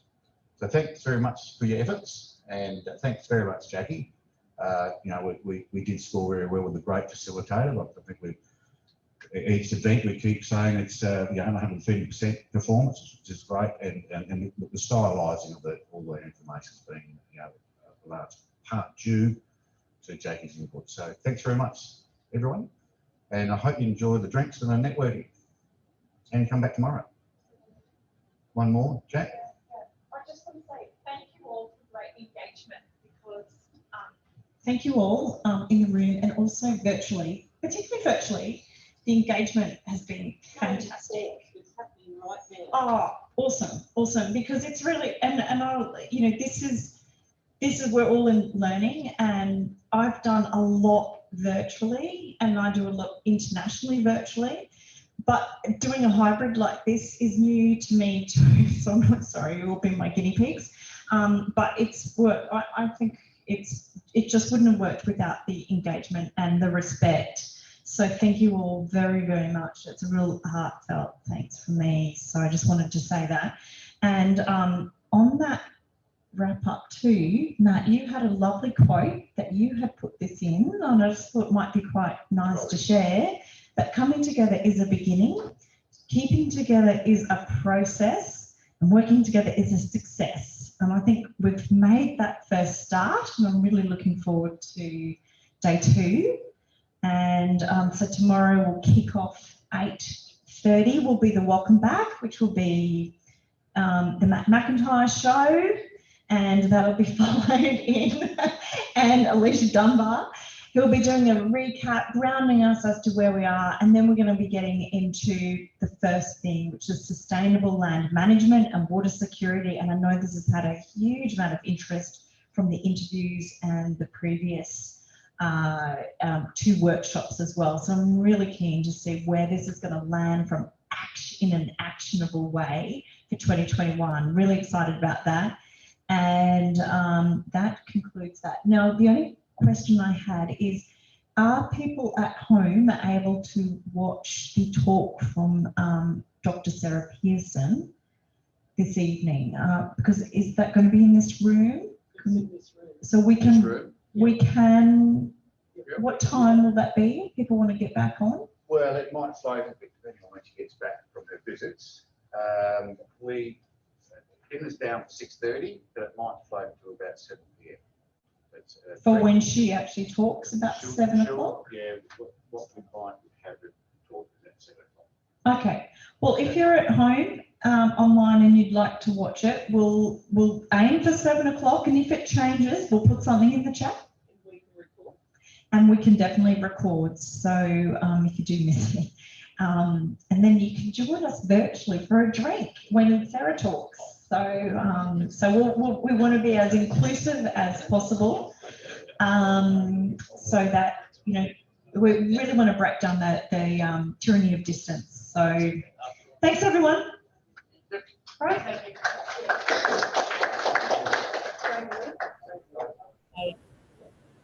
Same link. Yeah, in the same link. I'm not even going to close it up. I'm just going to put it on.